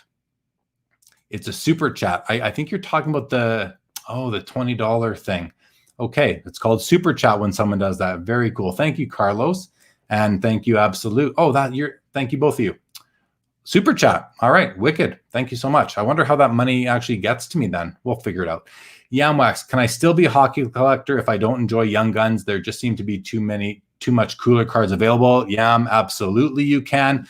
I'm certainly a hockey collector, and I maybe have in my personal collection no more than 10 young guns total in my collection. So you, of course, can be. Some cards I just think are sort of iconic for the hobby. So I have a Crosby young gun, a Mcdavid young gun, an Ovechkin young gun, a Jonathan Taves, and a few others. So definitely you for sure can be. You don't need to collect young guns to be a hockey collector. Awesome. Thank you. You will always remember your first. No doubt. No doubt. Brian, cool pins. I'm in for one. A first edition sports card. Yes, it will be I was going to reach back out to her and say, hey, can you put a little stamp on the back or something that indicates that they're like the first run? But I didn't get to her in time. But I have a lot coming. It was the minimum order, believe it or not, was 500. So I have 500 of these things coming. And hey, if they all get out, great. If not, not the end of the world. But no worries, Brian. I know what you meant. I know what you meant for sure. Thanks, guys, for all the comments. Anything else? I got caught off guard here tonight. That's for sure. Carlos says super chat funds come in the same way as AdSense do. Okay, so I now have $20 from Absolute and $18 from YouTube for those annoying ads that you guys get to wait out the first 5 seconds of. After YouTube gets its cut, of course. Oh, for sure. Okay, they need their commission on that. That's all right. Well, thanks, guys. This has been sort of a fun ending. Really unfortunate that we couldn't continue with Stephen Laroche. He was a great guest up until the lag really became just too much to handle for me. It was he was lagging and then he was responding to me, but like a 10-second delay, and that it just became unmanageable for myself and threw me off my game. So want to apologize to everybody for watching, and but thank you for sticking with us through that. I do appreciate it. And no, I'm going to put this out there. It's an hour 23 and a half right now. If anybody out there has a really good internet connection and you want to join me right now, you have a camera, you have internet, you have a mic, and hopefully you're not sharing your internet connection in an apartment building or something like that, let me know. And you can come. I'm going to do this. There's here, I'm going to put it in the chat right now. Actually, I'm going to put it in a banner. So bear with me, guys. I'm going to do this and add. And it's just going to save for a quick second. And let's see if this will work. There you go. If anybody wants to join me, this is how you do it. That is the link to the studio. So I will be able to see if anybody comes in. If anybody can somehow copy that or just manually type it into your browser, it will actually bring you into this studio and you will be able to join me. So try it. If anyone wants to. Carlos, you're welcome to, my man. You're welcome to if you want. You're going to be on with me on Saturday, but I'm happy to have you tonight as well. anybody else wants to join me and come on the screen, and hey, especially if you're someone that I haven't met yet in person or don't know, you're welcome to come on. We can just have a chat for another 15-20 minutes. Absolute. I think the first pin can get an article in any of these writers' books if you have on here. Yeah, that'd be pretty cool. Well, the pin is something that I just thought would be neat to do. And, the Sports Cards Live logo, I think, is pretty cool. And it would just fit nicely on one of those little inch and a half wide lapel pins. No one's showed up in the studio yet. I might take that as a sign that nobody's up for that tonight. And if that's the case, that is fine. I'm going to call it a night and say thank you to everybody for joining. Thank you to Steve, even though it didn't work out tonight. We will look into rescheduling with him later and make sure that he is hardwired or maybe off-site somewhere else with a better connection. Oh, there we go. Carlos came into the studio. Carlos, dude, how are you? It takes like 5 seconds to at least connect the microphone. Come on. Jeez. I'm the only person who has a hardwired laptop where I can just sit down and just turn on a microphone and I'm done. Well, it worked. It worked out right now for sure. Thanks for joining me, man. Thanks for joining me. What does Matt say? Matt says, where's Matt 14K Golden Boy? Where's Ziggy? Haven't seen Ziggy tonight. He usually pops in. Brian says, I want to, but can't. Next time for me, Jeremy. Yeah, Brian, love to have you. You're a loyal viewer. I always appreciate that. And, guys, I guess the lesson to be learned here is you never know when I might call on somebody to come join. And if that happens. Now, Brian, you have to have a microphone and a camera ready to go at a moment's notice. That's it. That's all you need. And, you might want to be dressed and showered, even maybe not showered, but at least you want to be dressed and sitting up and not lying in bed. So there you go. Carlos, how's it going, man? No, good. I like how you recover from the show. I love when it becomes spontaneous and it kind of forces your hand to react. Chris had the right answer. It's like, pivot, just do it, buddy. Just go. There's no point in scrapping it. There's still some useful stuff on there, and it's like, no, do some Q&A, roll with it. Yeah, no, I appreciate that, and I certainly appreciated Chris's comment there because I was like I said a few times, I've had a long day. I don't feel myself right now, and so it was just one more thing on my day, and I was just ready to scrap the day altogether. So I do appreciate the encouragement that I got from you viewers. That was you too, Carlos, Chris, for sure. That was awesome, guys. Thank you so much for that. And now we're still having fun. I have no cards around me. I'll have to join you another time. No worries at all. I believe that is Rich. Yeah, I wish I could. I'm on a fantasy draft right now. Well, hey, it would be great to have any of you guys come pop on with me on a moment's notice like this. It's the first time that this has happened, and I guess it's the first time for everything, right? So hopefully, you always gotta have cards within arm's reach. Just randomly grab cards off the desk.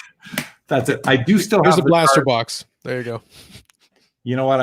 I can show. I'm gonna save my real mail day cards for when you're on with me on Saturday. Sure. But I did buy an old collection. You know, when people, Carlos, they come and they say to you, hey, people that aren't in cards, but they know you are, and they say to you, oh, I've got a bunch of cards from back when I was a kid, and it ends up being either early 90s stuff that you don't even want to bother wasting your time looking through, or it's like kind of early mid 80s stuff. Usually it's 80, 81, 81, 82. Well, that's what this is.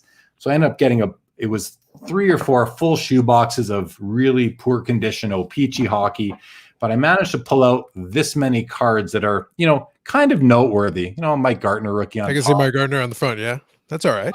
Yeah, it's basically I'll just show a few because they're not high grade by any means, but there's a Scott Stevens rookie card from '83. Nice. Do you have the inaction shot where he takes somebody's head off and gives him a concussion? I don't have that one. They should have that one. That would be a good one. Here, I'm just going to do like this. Like it's basically like some Rick Vives. They don't look like they're in bad condition either. They look pretty decent, actually. They're decent, but even you can tell the way I'm holding them. Like some of them are folded and creased. Some Peter Stastny rookies, some Yari Curry rookies. There's a Andy Moog, Kevin Lowe, a Paul Coffey. I mean, the Paul Coffey they're not horrible, but if you were to grade these out, they'd probably be like 2s to 5s kind of things, I would think. You know what? Probably, and this is something because right now, obviously, we're not doing like real card shows. But if I was looking at it from the perspective of a dealer, and you had that conversation with Charles about the young collectors and the hobby thing, and you were to do like a little thing where you gave out some cards, I would throw in some modern cards and throw one of those in there. Yeah. Like one of those classic rookies, just as a toss in randomly in there. It'd be kind of cool to get a random, like, even if it's a lower grade rookie of like a name player.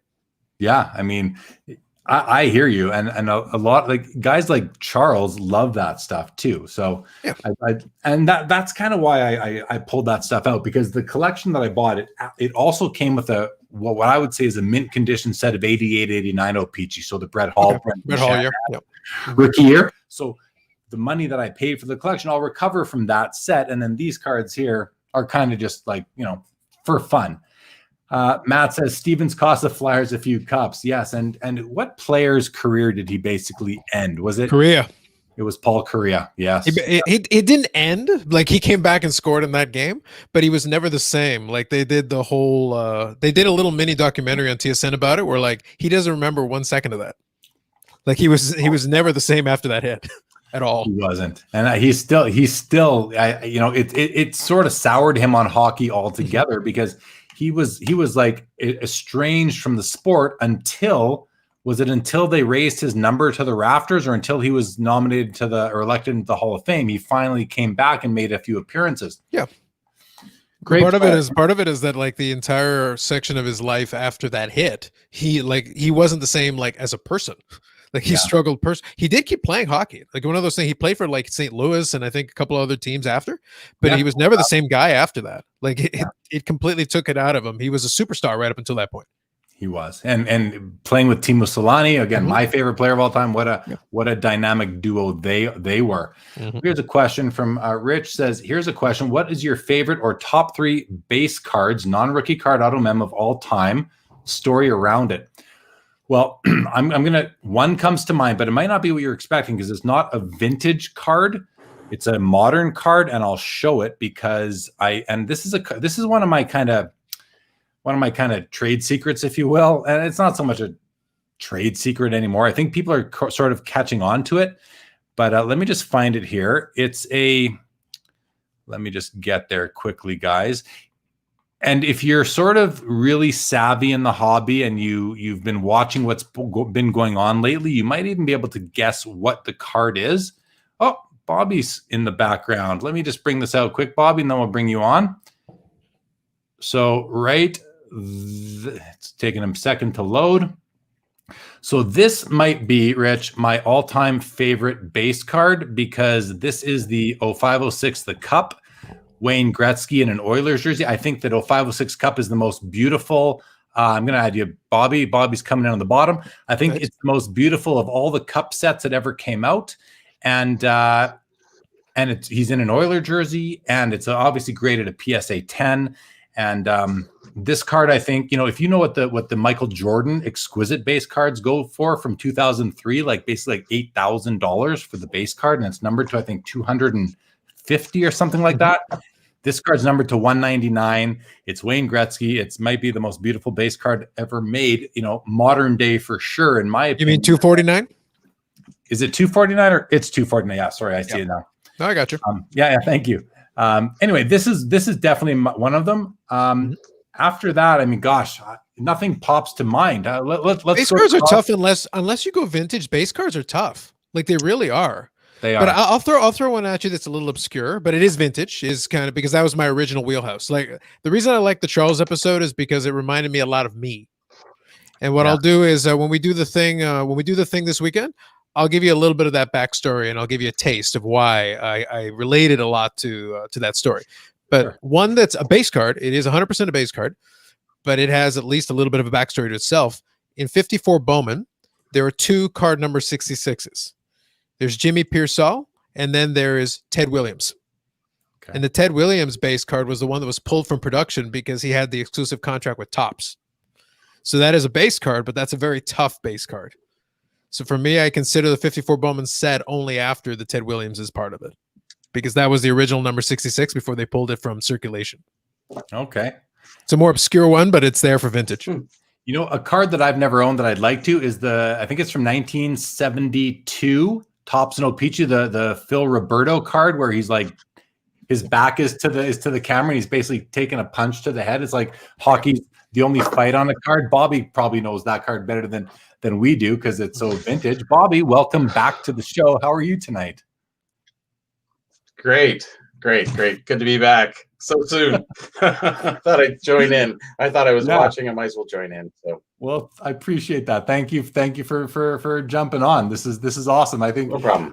I'd like to be able to go back and kind of crop this episode into two now because they're two totally different things. Even three. We had the Stephen Laroche portion, the middle portion of just me freestyle, and now all three of us. But what's going on with you? What did you?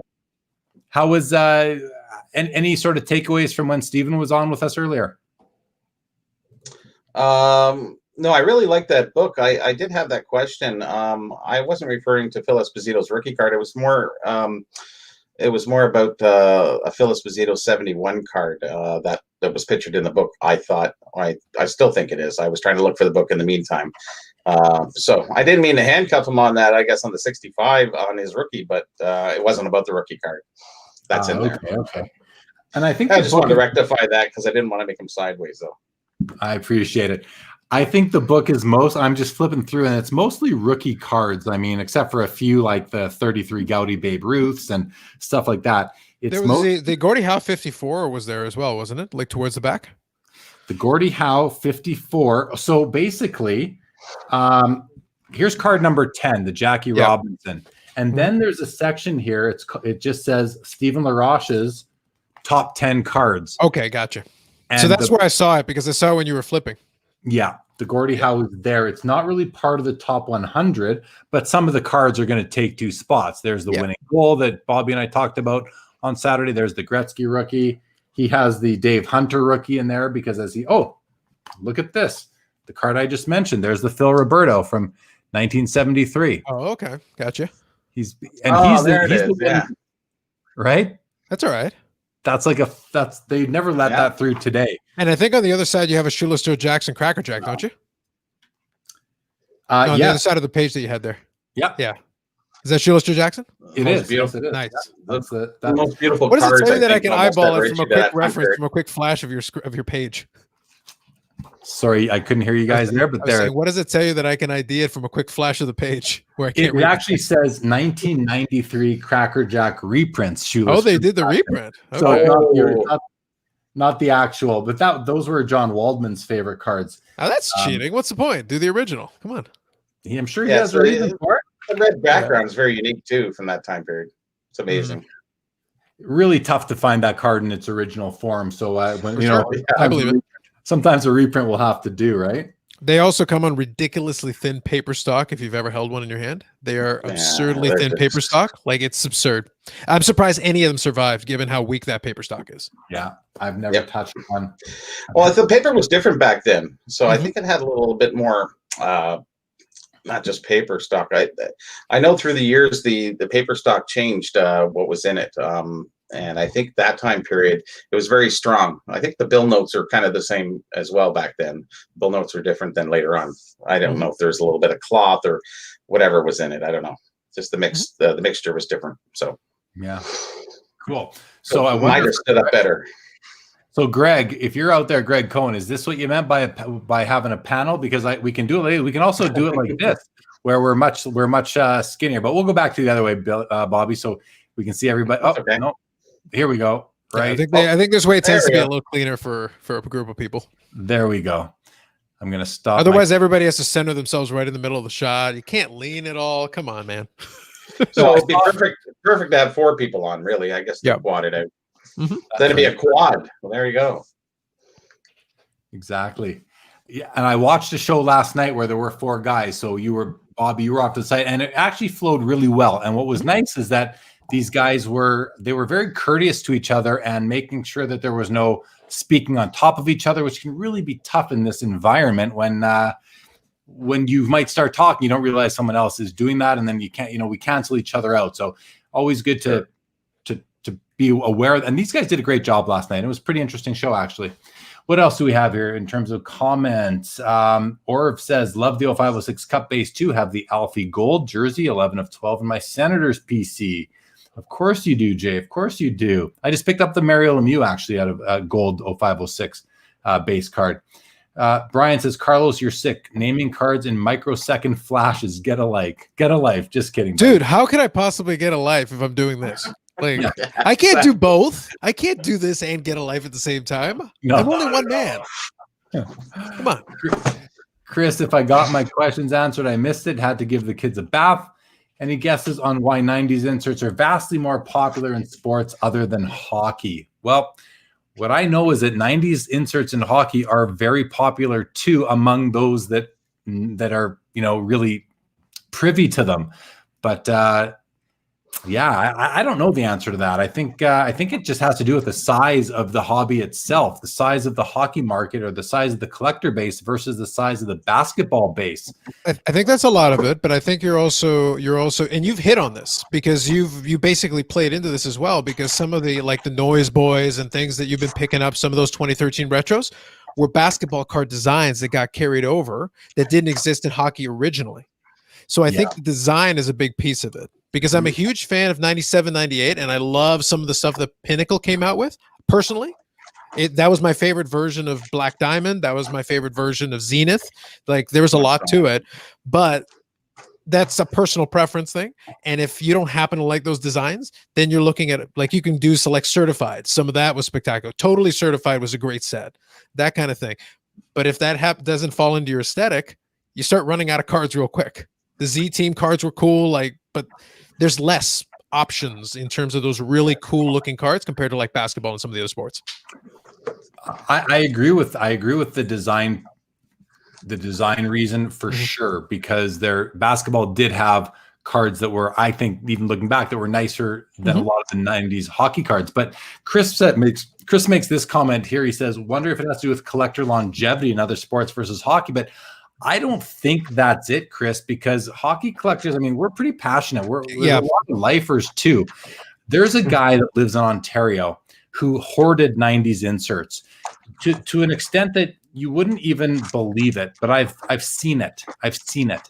And a lot of these cards are locked up in one person's collection, believe it or not, to the point where he owns the market and nobody even knows about it. So there you go. I've kind of put it out there. So he's got my Z Gold Medano is what you're trying to tell me. The one I can't find. He's probably got it. He's got multiple Star Quest golds of everybody, multiples, like complete sets. He was relentless buying these up when people didn't care about them. And now there's just so few that ever pop up. And this guy does not need to sell them. So he will probably, die with them, or they won't see the public market until, he's well done with them, and the guy's young, so there's lots of time. Lovely. Yeah. And that's a true story. But I don't think it has to do with longevity, because people come and go. And in all, we're hearing from basketball collectors that are just getting back into it now, probably more than there are hockey collectors getting back into it. So it's tough to say. But I think, Chris, honestly, I don't think that you say vastly more popular. I think if you were to go on a per capita basis, it wouldn't be vastly more popular. I think part of it has to do with just the sheer size of the markets and the sheer amount of people that show them off, if that makes sense. I'll throw one more thing at you as well. Just another thing in the same vein. Given that there's a guy who's hoarded them, that's one thing. But what if the other possibility is, as well, in addition to the one, aside from the ones that are impossible to get your hands on, the fact is, if you are a collector of 90s hockey and you really want to get your stuff, what's hard to get? Aside from the ones that are actually impossible because you never see them, almost everything else is attainable, like fairly easily and fairly inexpensively, all things considered, for the majority outside of the ultra rare. Yeah, and we don't have a guy like Michael Jordan. I mean, we have Wayne Gretzky, but Michael Jordan really drives a lot of that stuff too. I mean, you can't afford a Jordan Noise Boy, so you might pick up a Penny Hardaway or one of countless other, an Allen Iverson, or countless other players. Ray Allen, one of my favorite other players. Shaquille. I mean, there's so many other guys that you can get. But I don't know. We're kind of grasping at straws here to answer that question. I don't know the answer, but I don't know that the question itself is completely accurate unless you're ignoring kind of the size of the markets. But I could be easily wrong on that too, Chris. Great question. I think we just need to put more thought into that. Yam says, since 90s inserts released this past decade for hockey, they haven't gained appreciation yet. Give it time. And I think that's true. Give it time. I think we're going to see a resurgence of not only 90s inserts, because the difference between basketball and hockey is that in basketball, the 90s inserts were licensed. In the 2010s, they weren't licensed.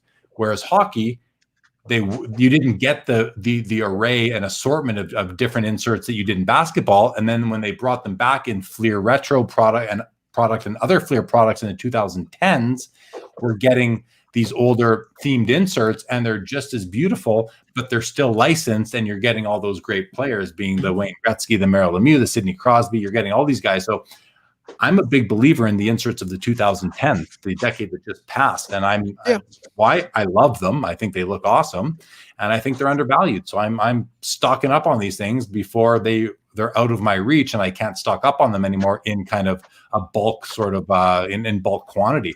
So a couple of things going on there for sure, but I agree with Yam. Give it time; it's going to catch on. And I mean, it's one of these opportunities we have as hockey collectors to be ahead of the market. And I truly feel that I'm ahead of the market on buying up a lot of these cards. I've been buying for a long time. But we have Carlos is a great resource in terms of 90s inserts, because Carlos collects Mike Modano, who's been around since 1990-91 and has been represented in so many sets along the way as one of the greatest American-born players of all time. That, as far as 90s inserts go, Carlos, you probably know more about what's out there, the various sets. I mean, I'm still discovering sets all the time, whether I'm browsing ComC or looking on eBay and finding sets I didn't even know existed. So yeah, there are a handful of players who were almost every set. Like and then there's of course the goalie sets, but those are, if you collect Patrick Roy, Martin Brodeur, then you've got that covered, because they're pretty much in all those sets. But if you got the skaters, there's only a handful, but they were represented all over since he started literally in 1991. He covered the whole decade from beginning to end. So if there was a major set, he had at least a shot of being in it. Yeah, and probably was. You know what's funny? So we're talking about modern inserts, but we do have Bobby with us too. And I mean, inserts aren't something that just came about in the 90s. I refer to the Stanley Cup hologram and Pro Set as the first important insert. First serially numbered insert for sure in hockey, as far as I know. But there were inserts before that were kind of like, we had the O-Pee-Chee decals, we had the stamp cards. Bobby, you could probably run through a whole bunch of them. The black and whites, all these cards came out earlier in the 60s, 70s, 80s, and I wonder to what extent they, inspired the inserts of the 90s, if at all. Can either of you, Bobby, can you take a shot at that? Do you think that the insert sets from the 70s, 60s, 70s, 80s inspired what we saw later on, or were they a different thing altogether? I think it was a different breed. I didn't really see, how they've copied all the cards from the 30s up and reissued those. But I believe that anything from the 80s, I haven't seen it matched in the 90s or 2000. I haven't seen anything really, matched. Here's, they did the All-Star cards. There's a Pelle Lindbergh, and, that was a insert from, it's actually a sticker. Those are stickers, yeah. Yeah, so, there was a lot of that stuff going on. The stickers came in the 80s. In the 70s, they just did star cards, team logos, a lot of those through the early 70s. The 60s, nothing much. Again, stickers, that's basically it. Not stickers, stick-on. So they were cards which you die cut, punch them out, wet the back, stick them on your bunk bed with your brother.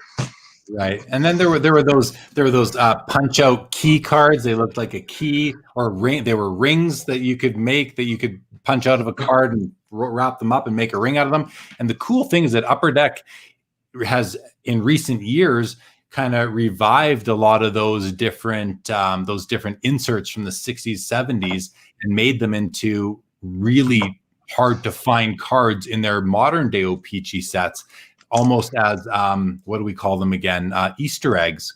The O-Pee-Chee black and whites were very tough to find. Those are some of my favorite inserts, because they link us. They link the 2010s, now the 2020s, to those earlier years, especially those of us that are old enough to have collected in those early days, 70s, 80s. I mean, I'm mostly 80s, but yeah, Dave Jones says right here, rings and shields. Yes, that's exactly what we're talking about here. I think you're also playing into, with what you're talking about, I think you're also playing into the licensing problem. Upper Deck doesn't own Topps' designs. They own the O-Pee-Chee name, but they can't borrow a lot of those 80s designs, because they were basically like 83, 84 O-Pee-Chee is basically like 83 Topps baseball. like design wise with the design on it. They can't rip that off. Tops will get them. Right. And before we continue, I should just introduce you two that were on the screen. So Bobby, this is Carlos. Carlos, this is Bobby. I don't know if you guys know each other, but no, actually, I've seen him before. It's on maybe on your show or some other show. I've seen him somewhere talking. Yeah, I'm usually around somewhere talking. That's usually what I do. Yeah. Carlos can talk, Bobby. I'll give him that. But some people have the gift of gab. So yeah, he certainly does. He's been on with me before at least once at this point in time. Bobby, there's a question directly for you from Chris. He says, how prevalent were parallels in vintage cards, i.e., different card backs as a parallel? Does that anything there that comes to mind? Well, I don't think it was specifically done. I know card backs that were different. Well, we had the 74 O-Pee-Chee, which had the dark backs and light backs, if that's what you're referring to. Do we count the advertising backs? The advertising backs and the in the Parkers? Yeah. Opposed to we have those. There's another issue too. I think it's the 50 sort of the orange back 54s, I think, that are really, I think it's the Parkers. I'm not too sure. There is some, but I think those were errors and not done specifically. I think errors they were just, or a new card stock was brought in halfway through the production. Well, that's considering that to be an error, the less consistency. So, not done deliberately to have two different cards, more just hey, we ran out of this paper. We need more paper. Let's get this. So it's a shade darker. That's okay. Let's just print the cards and get them out there. They sell gum. What do you want, right? Exactly. Just ship it on. But getting back to those rings and what have you, Topps did the same thing with the rings. And they even did non-sports with the rings a year prior, usually. Like we did the Tall Boys, and they did, hockey was the first Tall Boy issue, and then the football came out after that. But most of the things went through Topps, and then they came through Peachy. So Topps owned the license, so they usually made all the cards. They ship up everything. Like in 1967, they started putting codes on the cards and everything. And in 68 and 89, though the 2 years that Topps or O-Pee-Chee didn't erase the codes, they left the Topps codes on the wrappers, on the box, on everything. So it was kind of interesting. But yeah.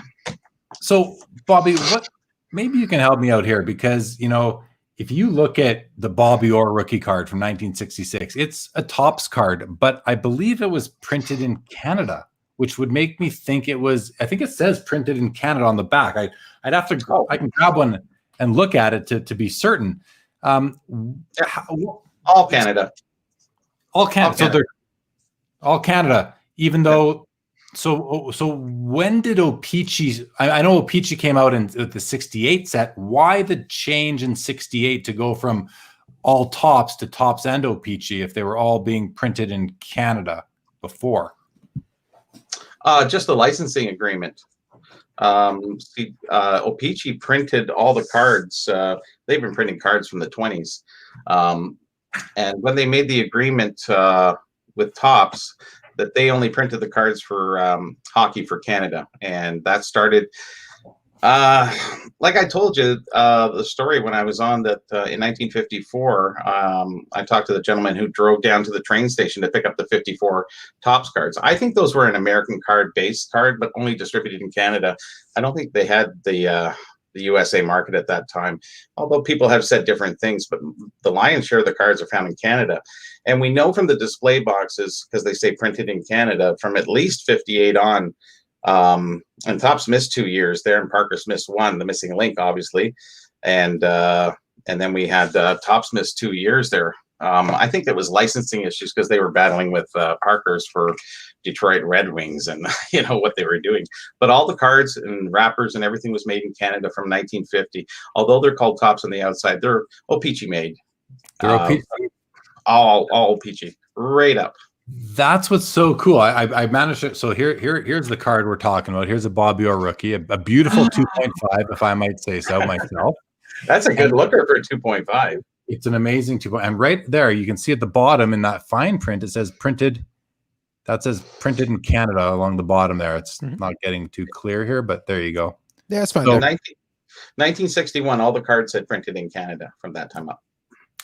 And that's a little bit deceiving for those of us in the hobby who just believe Topps was American, O-Pee-Chee was Canadian. But the fact of the matter is, Topps are Canadian cards too. They just didn't have the O-Pee-Chee brand associated with them yet until 1968. 2 years later, we now had the two different sets that were marketed in the two different countries. Yeah, and I don't think you have any French on the back of that card either. Yes, you do actually. You have some French? Yeah, on nice. the test doesn't. Okay. Yeah, Gotcha. So the top paragraph here is the English, and then down here is the French. That's fair. So that's a good indicator too, actually, because if it was just strictly Topps American issue, they wouldn't have bothered with the French. That's right. That's right. Exactly, Carlos, because it was a law, right? They had to do that at a certain time. That's how you know it's very Canadian. Yeah, Exactly. we're strict with laws, aren't we? But yeah, it's really interesting. Topps just owned the licensing agreement. They weren't really interested in making production runs. Actually, I have some production numbers. I'll have to share that with you guys one day. I'm waiting for the new website. I found some boxes with some interesting information on them from the vault. So Nice. And the 67, the test issue, you know, that came out on the bottom of the box is 67 with the coding. So that came out, I think, in the later part of the year. I think they were catching up. So I with wonder, the Bobby Orr, because Bobby Orr is big and they wanted to get it, and they cut the boat late. They did some other issue. They were supposed to put funny pennants, but they didn't get to do that. There was so much going on, expansions happening, players, everything's happening, and Topps and O-Pee-Chee are just pulling their hair out. O-Pee-Chee's business as usual. Topps is kind of going, hey, we're trying to catch up here. I even have in 1964, 65, 64. There's an article written where Don Urquhart, who was the top guy at O-Pee-Chee, he was doing all the business actions, and a Topps executive, and the Topps guy says, you know, we look forward to having hockey in USA one time, very soon. wow. So all the people that said, oh no, they always distributed, but what O-Pee-Chee did is they sold to people that were close to the border. You know, London's not far from the border from Windsor. You know, they would just drive. They were selling cards. Down in the United States, these wholesalers, they were selling them. It was funny. Even after 68, they're selling like the first series of Topps and then the second series of O-Pee-Chee. It was just maddening. They didn't have their stuff going. I was 67, 68. So are you basically saying that the Topps test set, the USA test set, was printed significantly later than the original set?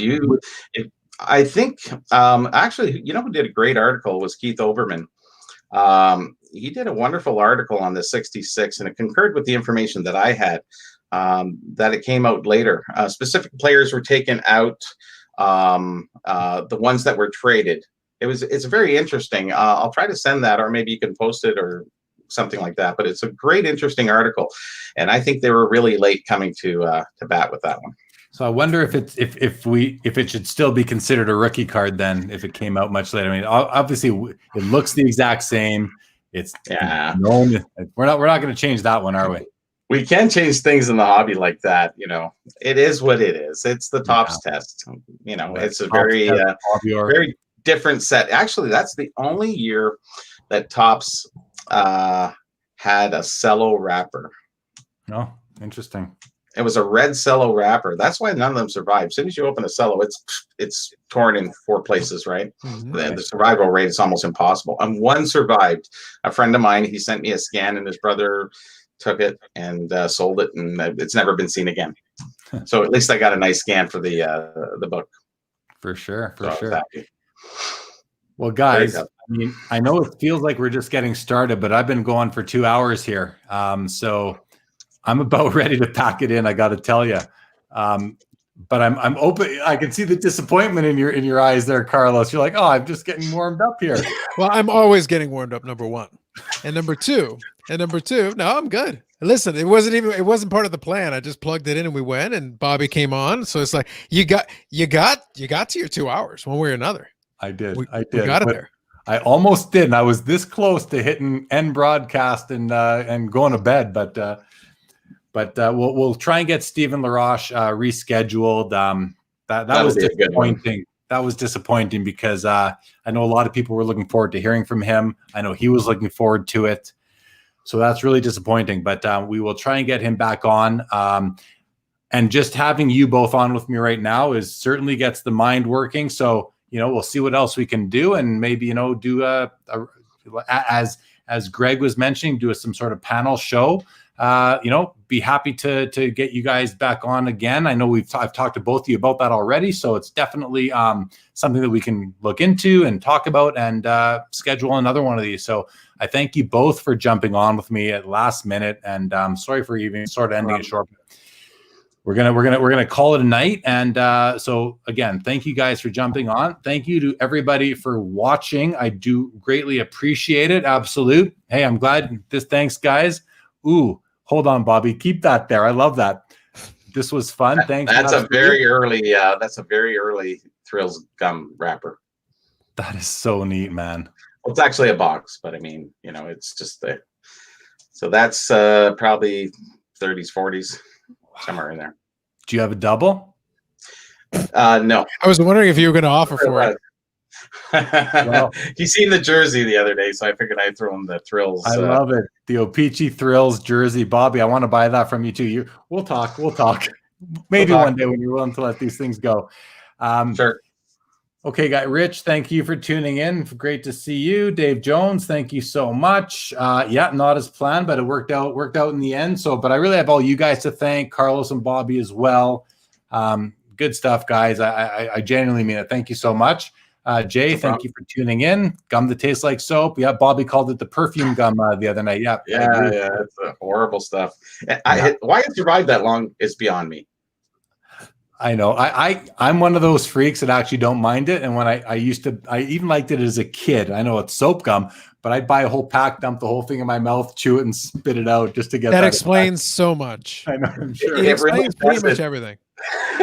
There you go. I liked it too, but I hated loving it. I don't know if that. Those of you watching now, you're glad that we didn't scrap this because now we have video evidence that explains pretty much Jeremy in a nutshell. It's like no one else actually liked that gum. What's wrong with you? Well, how did it last for 70 years? And still going. Yeah, still going. To this day.